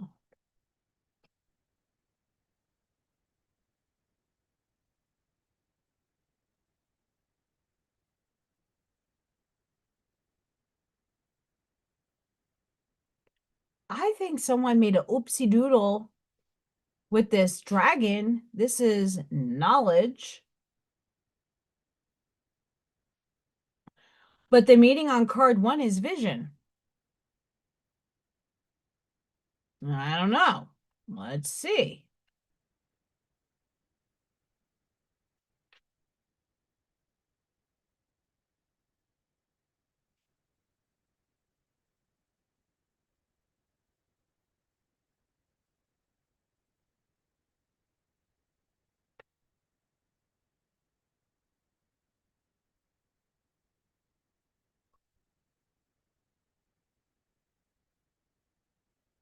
Oh, there is one over here.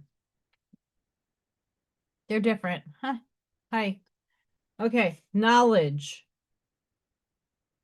Constellation Aquarius, water bearer. Wisdom of the heralds. Build your skills and abilities. Learn more than ever before. Wisdom of the dragon. Knowledge is the key to set your mind free. Seek and you will find me. I'm in every corner, in every situation, in every trial and test. Live and learn from me. Listen closely. The general of knowledge calls you to arms to build up your ability.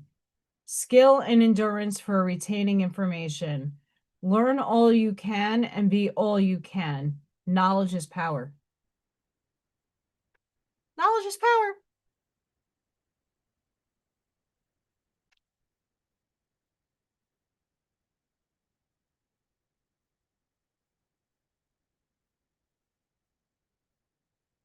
I have cards flying everywhere. Okay.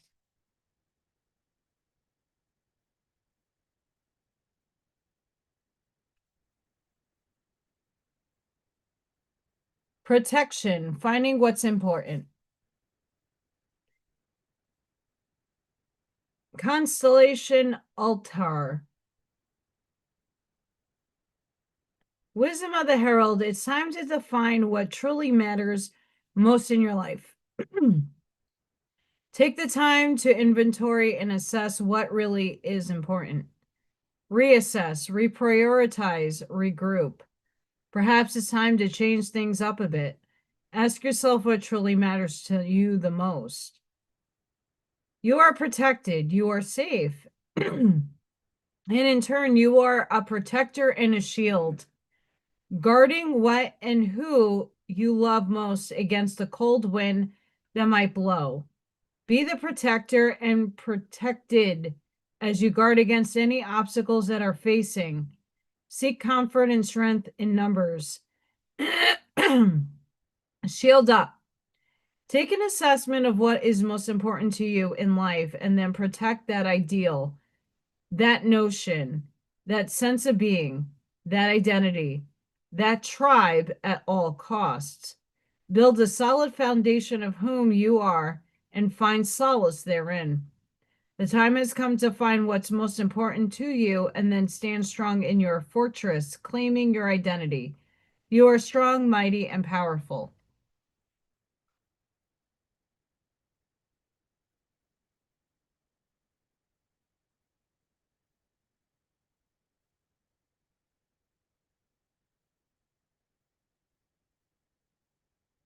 Daenerys Starnborn.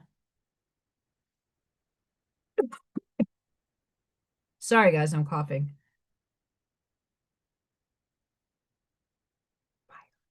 Destruction, releasing your anger. Orion, of course it is. Descend upon and smite your enemies with a vengeance and furious anger. Let it out. It's been bottling up inside you, and the time has come. Unleash the beast and leave the town smoldering if necessary. You've been holding it in for a while. Find a constructive or destructive outlet, preferably the latter. Burn it up. Harness your inner goddess, Kali, and destroy, smash, tear things apart with reckless abandon and wanton disregard. The time has come to annihilate the old world to make room for the new. Destruction is a part of creation. Let it burn. Release your anger to destroy what no longer serves you in life. Tear down the old so that you may be renewed and restored. Smash things to pieces. Break it down to build it back up. Let it out. Why a lot of people keep asking me why I keep lingering on things, it's because it needs to get out. Not because I actually draw there, I'm releasing. A lot of my situations that I go through privately in my private life and the things that are going on in me, I'm very forthwith with it. And sometimes it sounds like I want pity, solicit, whatever. It's me getting it out. And I want to give people permission to do so for themselves.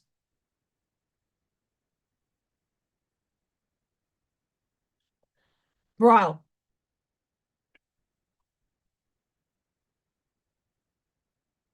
a few days ago, we had almost a foot of snow, a foot of snow fall here in Northwest Indiana.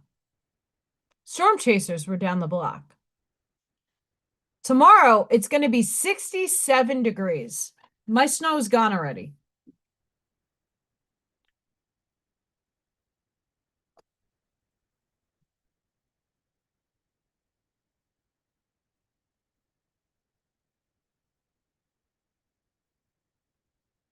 Killing me smalls.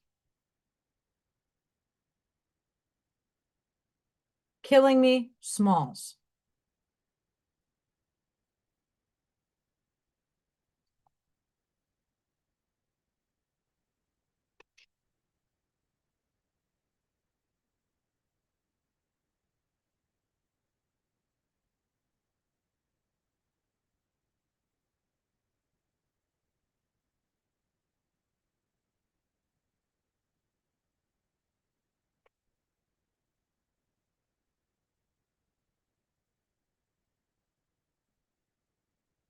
So if you're like me, feeling exhausted, seeing things like I'm seeing auras on people like randomly, it's not because I'm like tuning into it. I'm like actually seeing it. Um, just know that your abilities are in the heightening stage. We're still in the 1111 portal energy. um we are experiencing a lot of retrograde energy. So if the past hurts, harms, you're thinking about stuff from the past that hurt you, but like things are progressing in your life, like don't linger there, like move on, release it, let it go. If it's stopping you because you think people are being inauthentic, know that we're shifting and that people's perspectives and feelings do change, and it's okay to hold those feelings, but don't linger there because it's just past shit boiling up to be healed and released.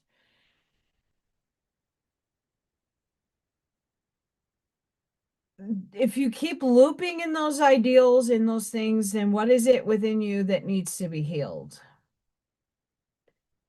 Because don't let those things affect your relationships in your everyday life because something is brought up again and you start really thinking about it, obsessing about it, but then ask yourself why you are holding those energies when things are better or things have moved on past those things that held you up in the past. You moved past them. Why did you move past them? Because you want to move forward. But now why are you going circling back, Jen Psaki? I am bringing you some pieces tomorrow, Miss Ivy, just for you.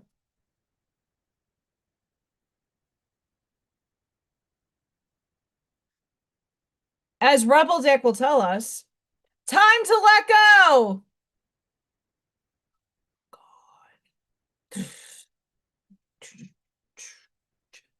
Yes, I listen to heavy metal, grind metal.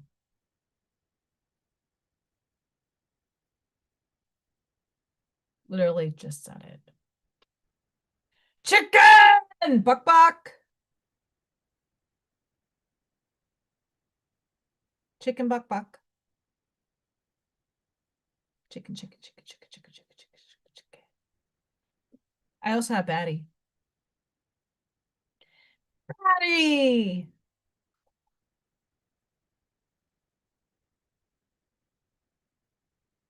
I have Pinky somewhere. It's over here somewhere. I also have monkey butts. They're over there though.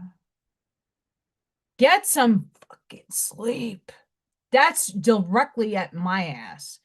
You are being an ass because you are effing tired.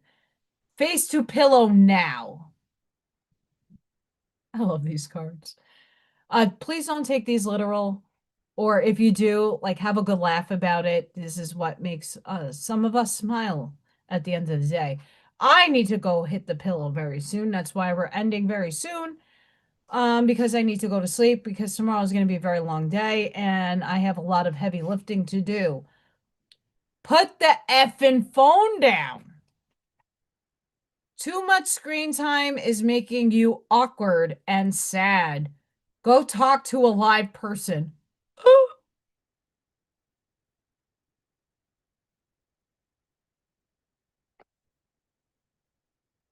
Get over yourself, pull your shit together. I'm trying. I'm doing the best that I can. Help people, give back, do good shit for humanity.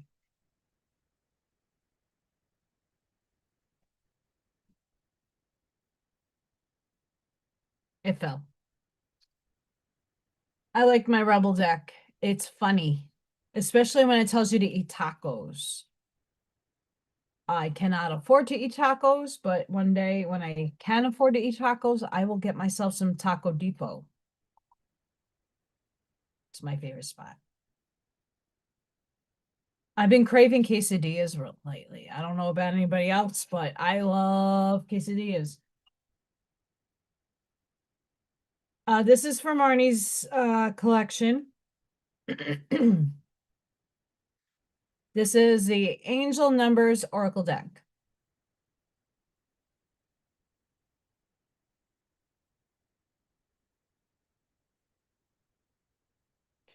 Also, to note on my website, I do Oracle readings. I prefer Zoom. I know not everybody has Zoom or can afford to do Zoom. It's free, but some people don't know how to navigate it. Cool. My other avenues take a lot longer, but I will get and can get them done. I charge a small fee, but those things, if you give me some time and patience, will get done. OMG buckshot. I'm very picky with my cheese lately. I think it's just the phase of like my femaleness that I have my cravings for things. I'm always about the mutts. I'm a mutts girl. Parmesan has been on my palate lately. Parmesan. Don't ask me why. I still need my chicken parm hero or chicken parm bad.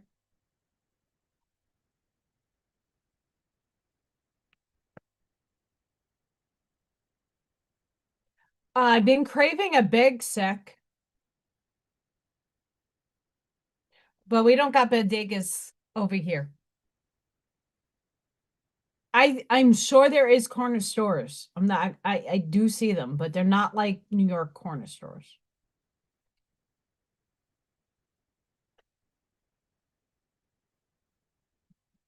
Yes, buckshot. Yes, yes.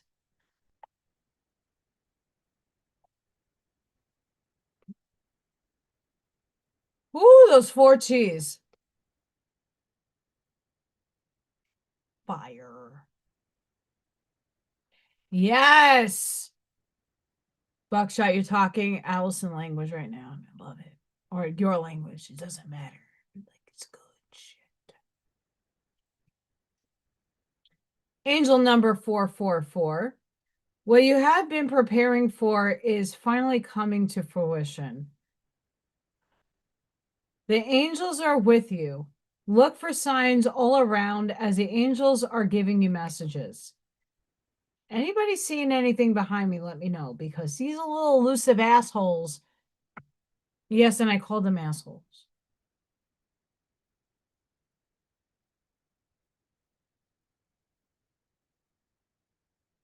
I've been craving, and this is like the worst craving I could have. Domino's pizza, which is shit. But there is no good pizza up here in okay. I like New York style pizza. I like deep dish. Don't get me wrong. Love Chicago style pizza too. Very few and far pizzerias around here. Like there really isn't many, and it's not good. Domino's, believe it or not, is actually not that bad out here. I am craving a barbecue chicken pizza. I know it's not, but it's not Hawaiian pie. I don't know why, but their chicken pizza with the barbecue sauce is fucking fire. I'm craving it really bad. Just getting out of it.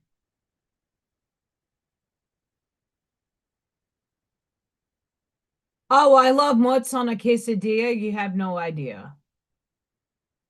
Mozz on anything.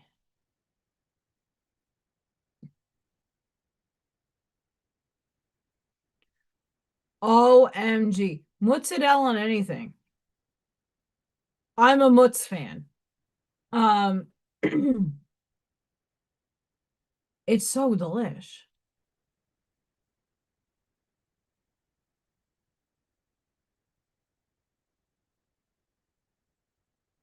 Right? Buckshot? Like seriously. Like, all right. Me and you come from a place where every fucking corner had a damn pizzeria.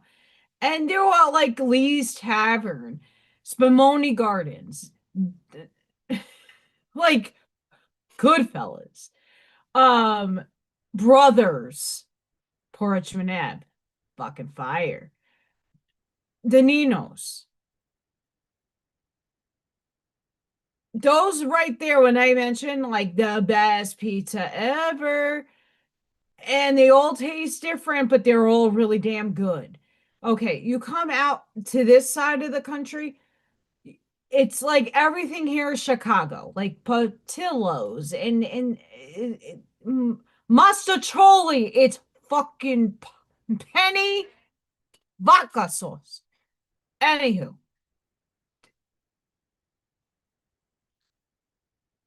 it's okay. The Midwestern people are a little behind, but they're really like there are people from the East Coast that come here and think they're going to make and recreate New York pizza. Stop that nonsense. You don't have the same water unless you get the water shipped from New York, which is preposterous. You're not recreating New York pizza. It's near impossible.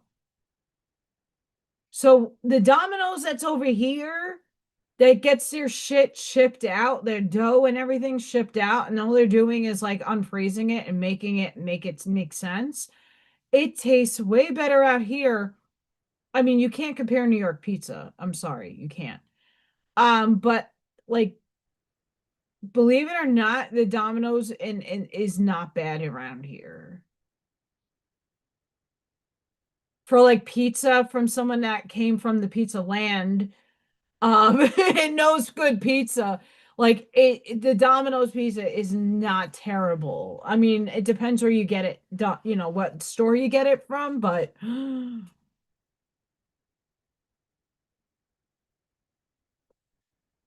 okay, I don't like the buffalo sauce on buffalo chicken, but like the drizzle of dressing, I could do that.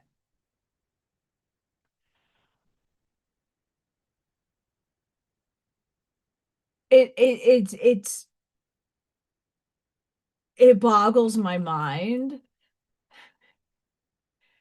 And like I can equate this to Chinese food as well. Like I have to go to Panda Express to actually get like good Chinese food, and not saying that the other places are bad. I just haven't found one yet that I can go, wow, that's fire Chinese food. And I'm not a foodie by any means of the stretch of the imagination, but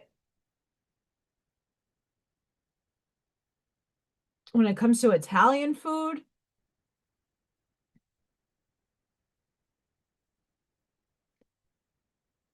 there's like five or six places that people have mentioned that have like really good, and it's not the Olive Garden.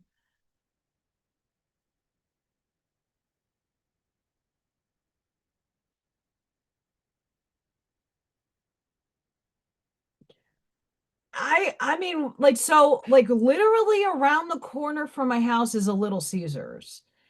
Um Now when we're talking about like cheesy bread and stuff like that, like I think Little Caesars has some good stuff, just because of the convenience.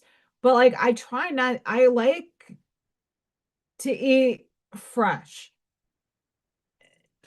And I like the Domino's makes everything fresh and not doesn't sit there all day under heating lamps.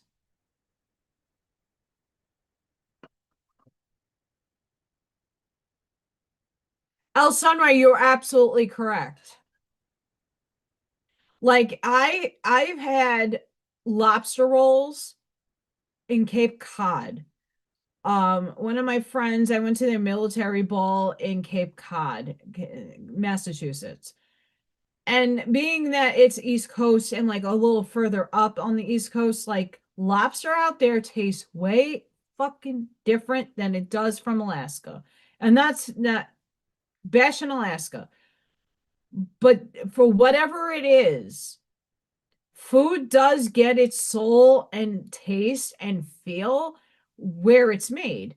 And pizza, and I mean, I'm not knocking Chicago style pizza. I'm sure, like, it is good, but I don't necessarily like all the grease in the deep dish.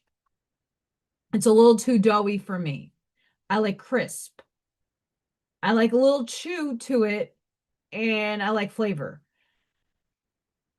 unless you're getting all kinds of stuff on your stuff, and then you're masking your pizza. But I agree with you. Like there's some stuff from like when I visited my dad in Georgia, there's stuff down there that you can't duplicate up here. Like you can't duplicate down south cornbread. Whatever it is that they do with the cornbread down there, you can't. I haven't tasted cornbread like I have tasted in Georgia up here. I don't know what it is, but it is what it is. The same thing I could say about cannolis.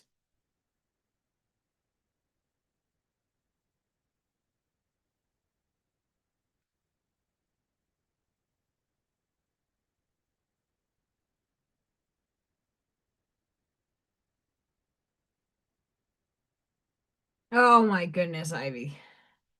I'm gonna try to shoot over there by 8:30. Not 100% sure. But that's the aim. That's the goal by 8:30. Because it does take me time to like undo everything and then move my car. It's a process. But yeah. Angel number 1000. A fresh start, new beginnings.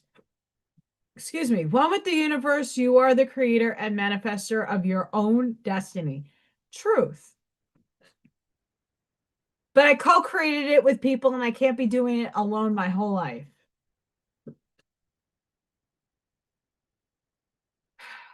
I know. I try not to be resistant to my own advice. I promise. 101. Trust your intuition and listen to the guidance of your higher self. Your thoughts and beliefs are creating your reality, so be careful how you think. But also, you can't go, well, I'm a millionaire and I have all this abundance ego. 1717. You have the power to manifest your desires. You are entering a time in life that will change your course for the better as everything collapses. Trust in your path and in what you are creating.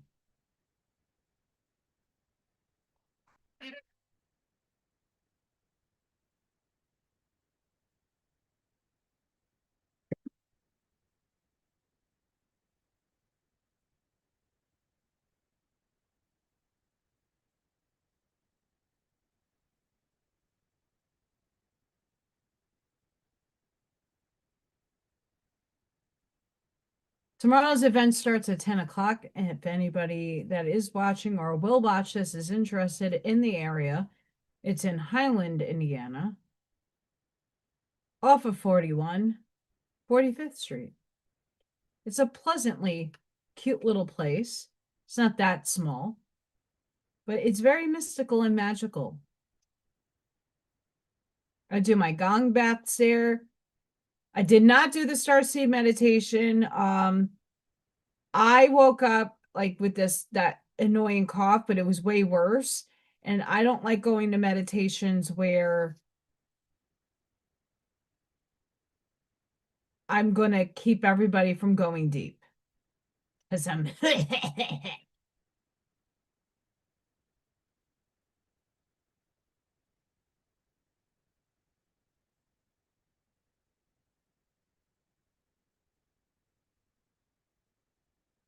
Oh, you're welcome, Scott.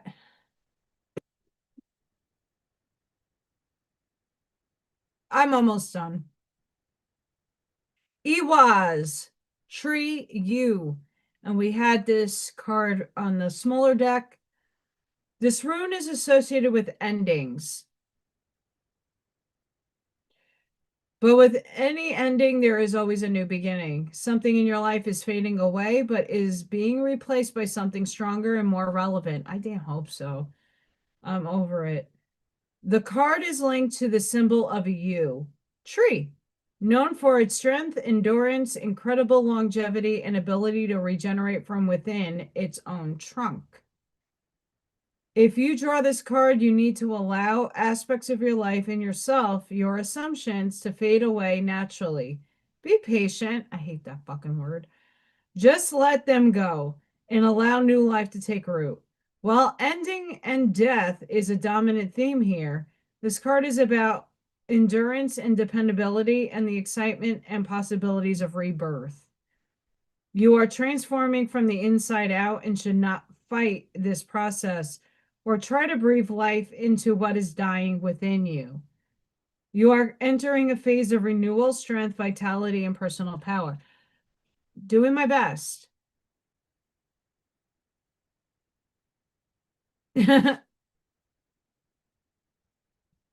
Doing my best.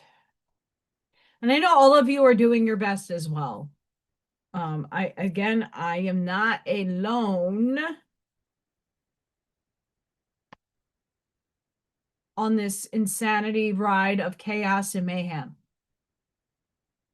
Almost everybody I know is going through some major heavy loaded, heavy shit, exhausted, running themselves done.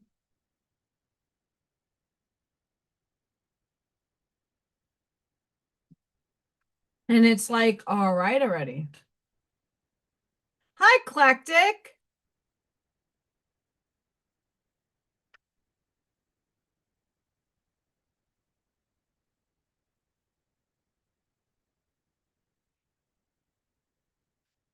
So Finland, let's recap. Finland is Tesla country extraordinaire number one. Energy in the air. That's great. They're pulling it. Phenomenal. Just turn on the damn Tesla coils, god damn it.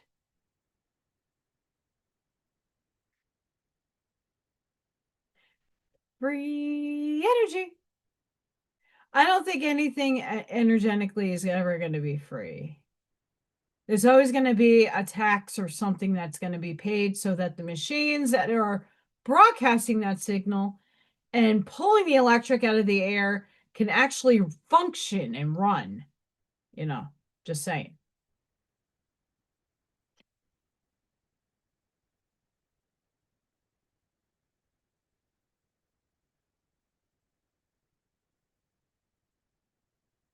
Recap.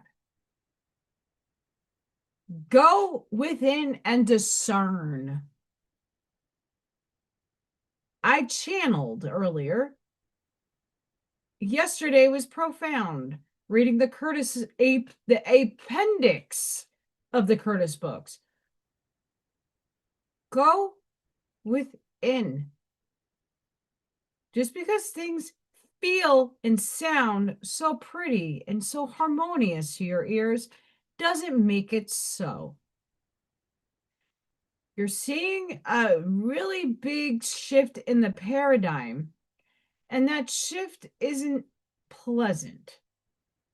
A lot of us are in that suffering financially. A lot of us are in that suffering of what the hell is going on? How are we moving through this? How are we going to get out of this? And we have no answers. We're no closer from 7 years ago than we are today.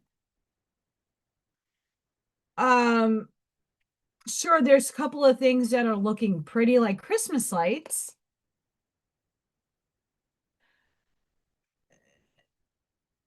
But is if it's renting space in your head and you're running and chasing the carrot on the stick, where has it gotten you?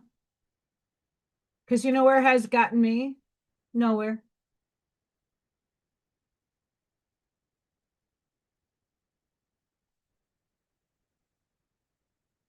When you inflect, go to your gut, go to your heart, connect, discern. Stop letting outside just because a whole group of people are following and insistent doesn't make them right. And there's no right or wrong. But what does your heart sing inside of you? What do you think your first instinct? Because then the ego comes into play with the doubt. Or, well, it sounds so convincing. there are fucking manipulators out there. There are people that are willing to steal your identity and steal your money and take everything and rob you blind or give you the most false information and make it sound so plausible and honest.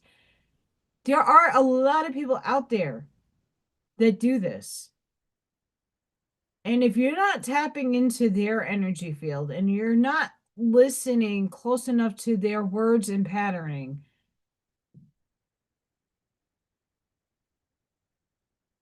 you could tangibly ask them to bring the receipts. I can't wait to read this book. The Case Against Reality: How Evolution Hid the Truth from Our Eyes by Donald D. Hoffman. Mayhem Bialik, Dr.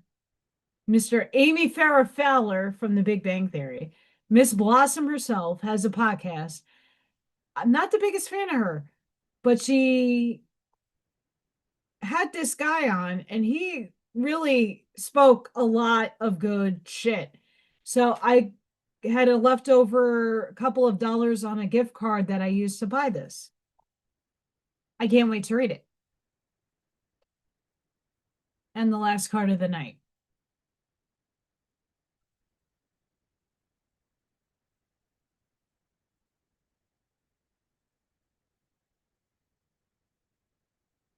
I got the train station behind me.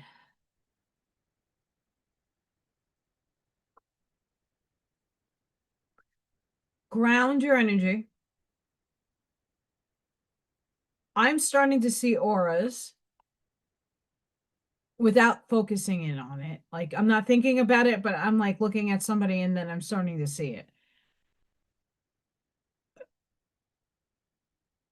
Make sure that you are going and tapping inside yourself to know that things are changing.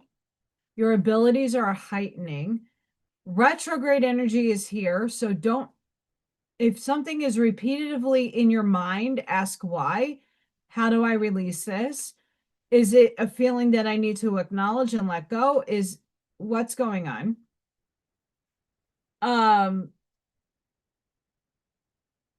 As I'm saying this, karma of Cthulhu or Cthulhu. Your sacred soul passion is powerful enough to shift the state of your inner reality and your outer experience. So commit to what truly ignites your heart and do not dissuade by anything or anyone. I'm here. If you are seeking to make a commitment, do so when it truly connects to your heart. Follow your genuine, meaningful bliss. Know that no matter what appears to be, you shall prevail. You shall arise.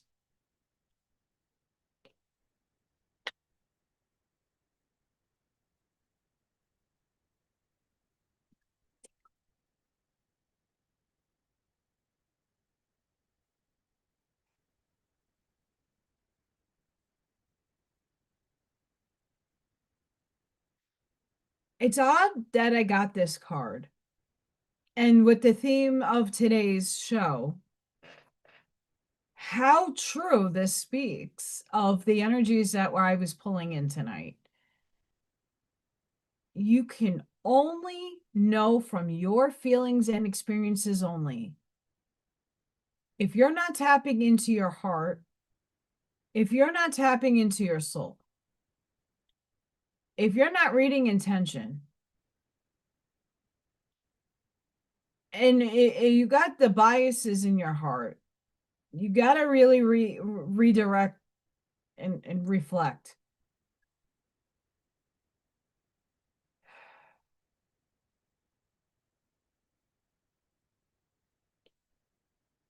We often pursue what is sensible and secure. Yet, what could be more appropriate or divinely and delightfully inappropriate than pursuing a path so intoxicating, so fascinating, so utterly mesmerizing to the spirit that no matter what challenges arise, you feel so much love and commitment and passion, you shall not turn away. Why I'm here and show up every time. That is the stuff of potential greatness. We might call it being led by our hearts. Kuthala is permission to do just that. The shadow side, or unconscious pursuit of Kathala, is seen when we chase our bliss in such a way that nothing genuine ever gets a chance to mature. We might be lured by greener grass and chase after every new possibility like a butterfly from place to place. This doesn't involve the heart, but rather the restless mind, which acts from fear and avoidance rather than using passionate devotion as its foundation. Let yourself be truly excited and inspired. Allow yourself to stumble, to not know, to become the holy mess that precedes sacred rebirth. When your attraction is deep and soulful, you will have the capacity to stay the course, enough through difficulties. Don't allow the ego to tell you that the struggle must be a sign that a path isn't right for you. That's what I'm trying to push past my ego with this.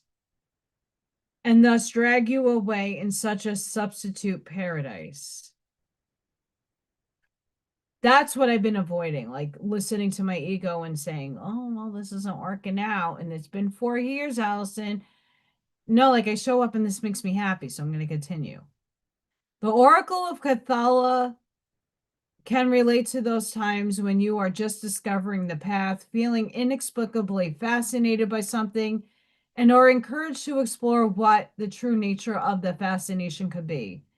Then the karma of wonder is guiding us to fulfill the deepest longings of our soul and obtain spiritual freedom in the process. We often think of karma as negative, but positive karma is a connection to guiding grace. We can cultivate positive karma in the way we live our life. From the heart, with forgiveness, a sense of worth and gentleness in our hearts. This oracle guides you toward spiritual empowerment, your ability even today to create something positive, gracious, and loving. What ways of being and which practices would enhance your ability to be a generator of positive karma this lifetime? Small steps can lead to great accomplishments when we stick to a path. My favorite word. Be patient in your passion, and you shall go far. This oracle encourages you to recognize that in its own inimitable, no,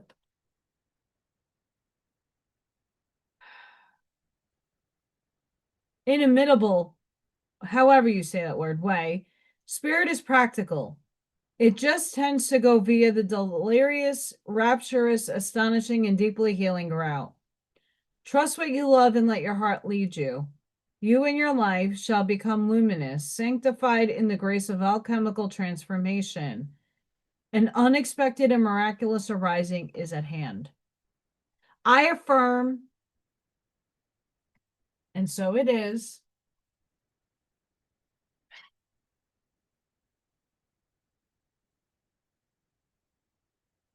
So I'm going to leave it here, guys. Again, if you are interested in Arnie's decks, the links are going to be under the video when it uploads. I put in information. Go scroll down. My information is there, but Arnie's is too. And we like to support people on my channel. I will also have Fluid Poor Patriots information there. He does amazing stuff. Holidays are incoming. So check out my website. I do commission work. It's going to take some time because life is crazy right now. But hit me up. I sell candles. I sell fun, and not expensive. Although I do have to shift some price points up because of the shipping. And I like to include everything together. Yeah.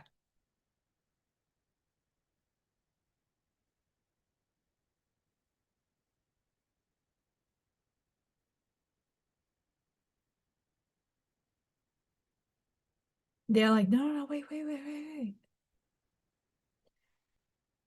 In the next following few months,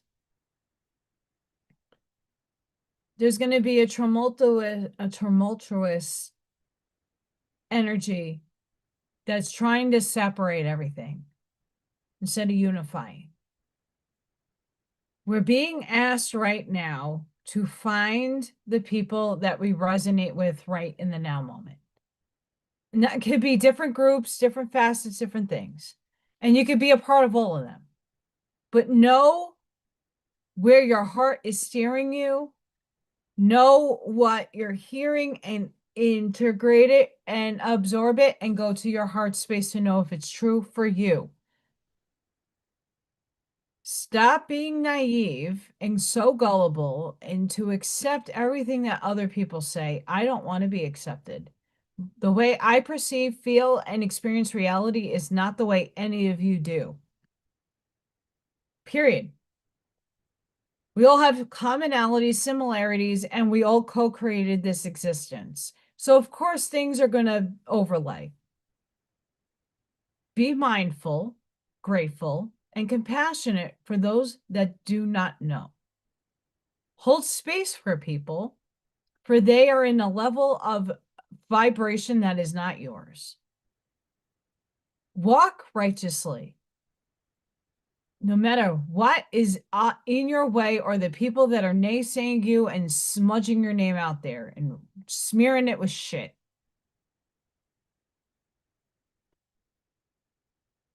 When you're ready to come back, I'm here for you graciously.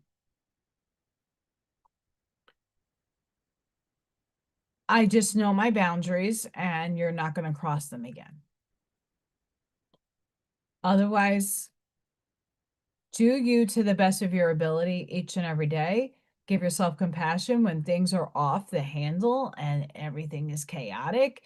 Give yourself some grace. I'm trying to do that. We all have to find our happiness somewhere, and it could just be watching animals. It could just be those little moments. It doesn't need to be, I'm happy every day. Be realistic with yourself and really look in the mirror to find you, your soul, not just your ego and your personality. Go within and start healing and releasing and letting go of what no longer serves you. And stop allowing things from your past to dictate your future, because you're only going to mess it up and hold yourself back. Sending each and every one of you love, light, compassion, grace, shielding, and protective energy. Please go within. Be the shelters. Be the lighthouses. Sprinkle and seed your truths. Light that path forward. And maybe tomorrow I might do a little Facebook Live. We will see if me and Ivy have some time. We'll see. We could say hi to everybody on Facebook, and if I can save that and put it on YouTube, I will. But until the next time, guys, thank you. Oh, just for everybody, for channel members, I don't know what's going on for me on Sunday because tomorrow is going to be a whole day. Don't know what's going on Sunday. So I might be a little late on the channel member Oracle only videos. So just be aware. If I don't upload it on Sunday, I will get it out at some point next week. That does happen time to time. Please keep everybody in your thoughts for Thanksgiving. And I don't know what's going on Thanksgiving, but I'm off again. I have another week of work and then I'm off again. So I want to thank each and every one of you. Please be safe and be seen wherever you are in the world. Have a blessed and beautiful night. I hope to see you all at some point during the week, again live on Tuesday. Till the next one, guys. Be blessed.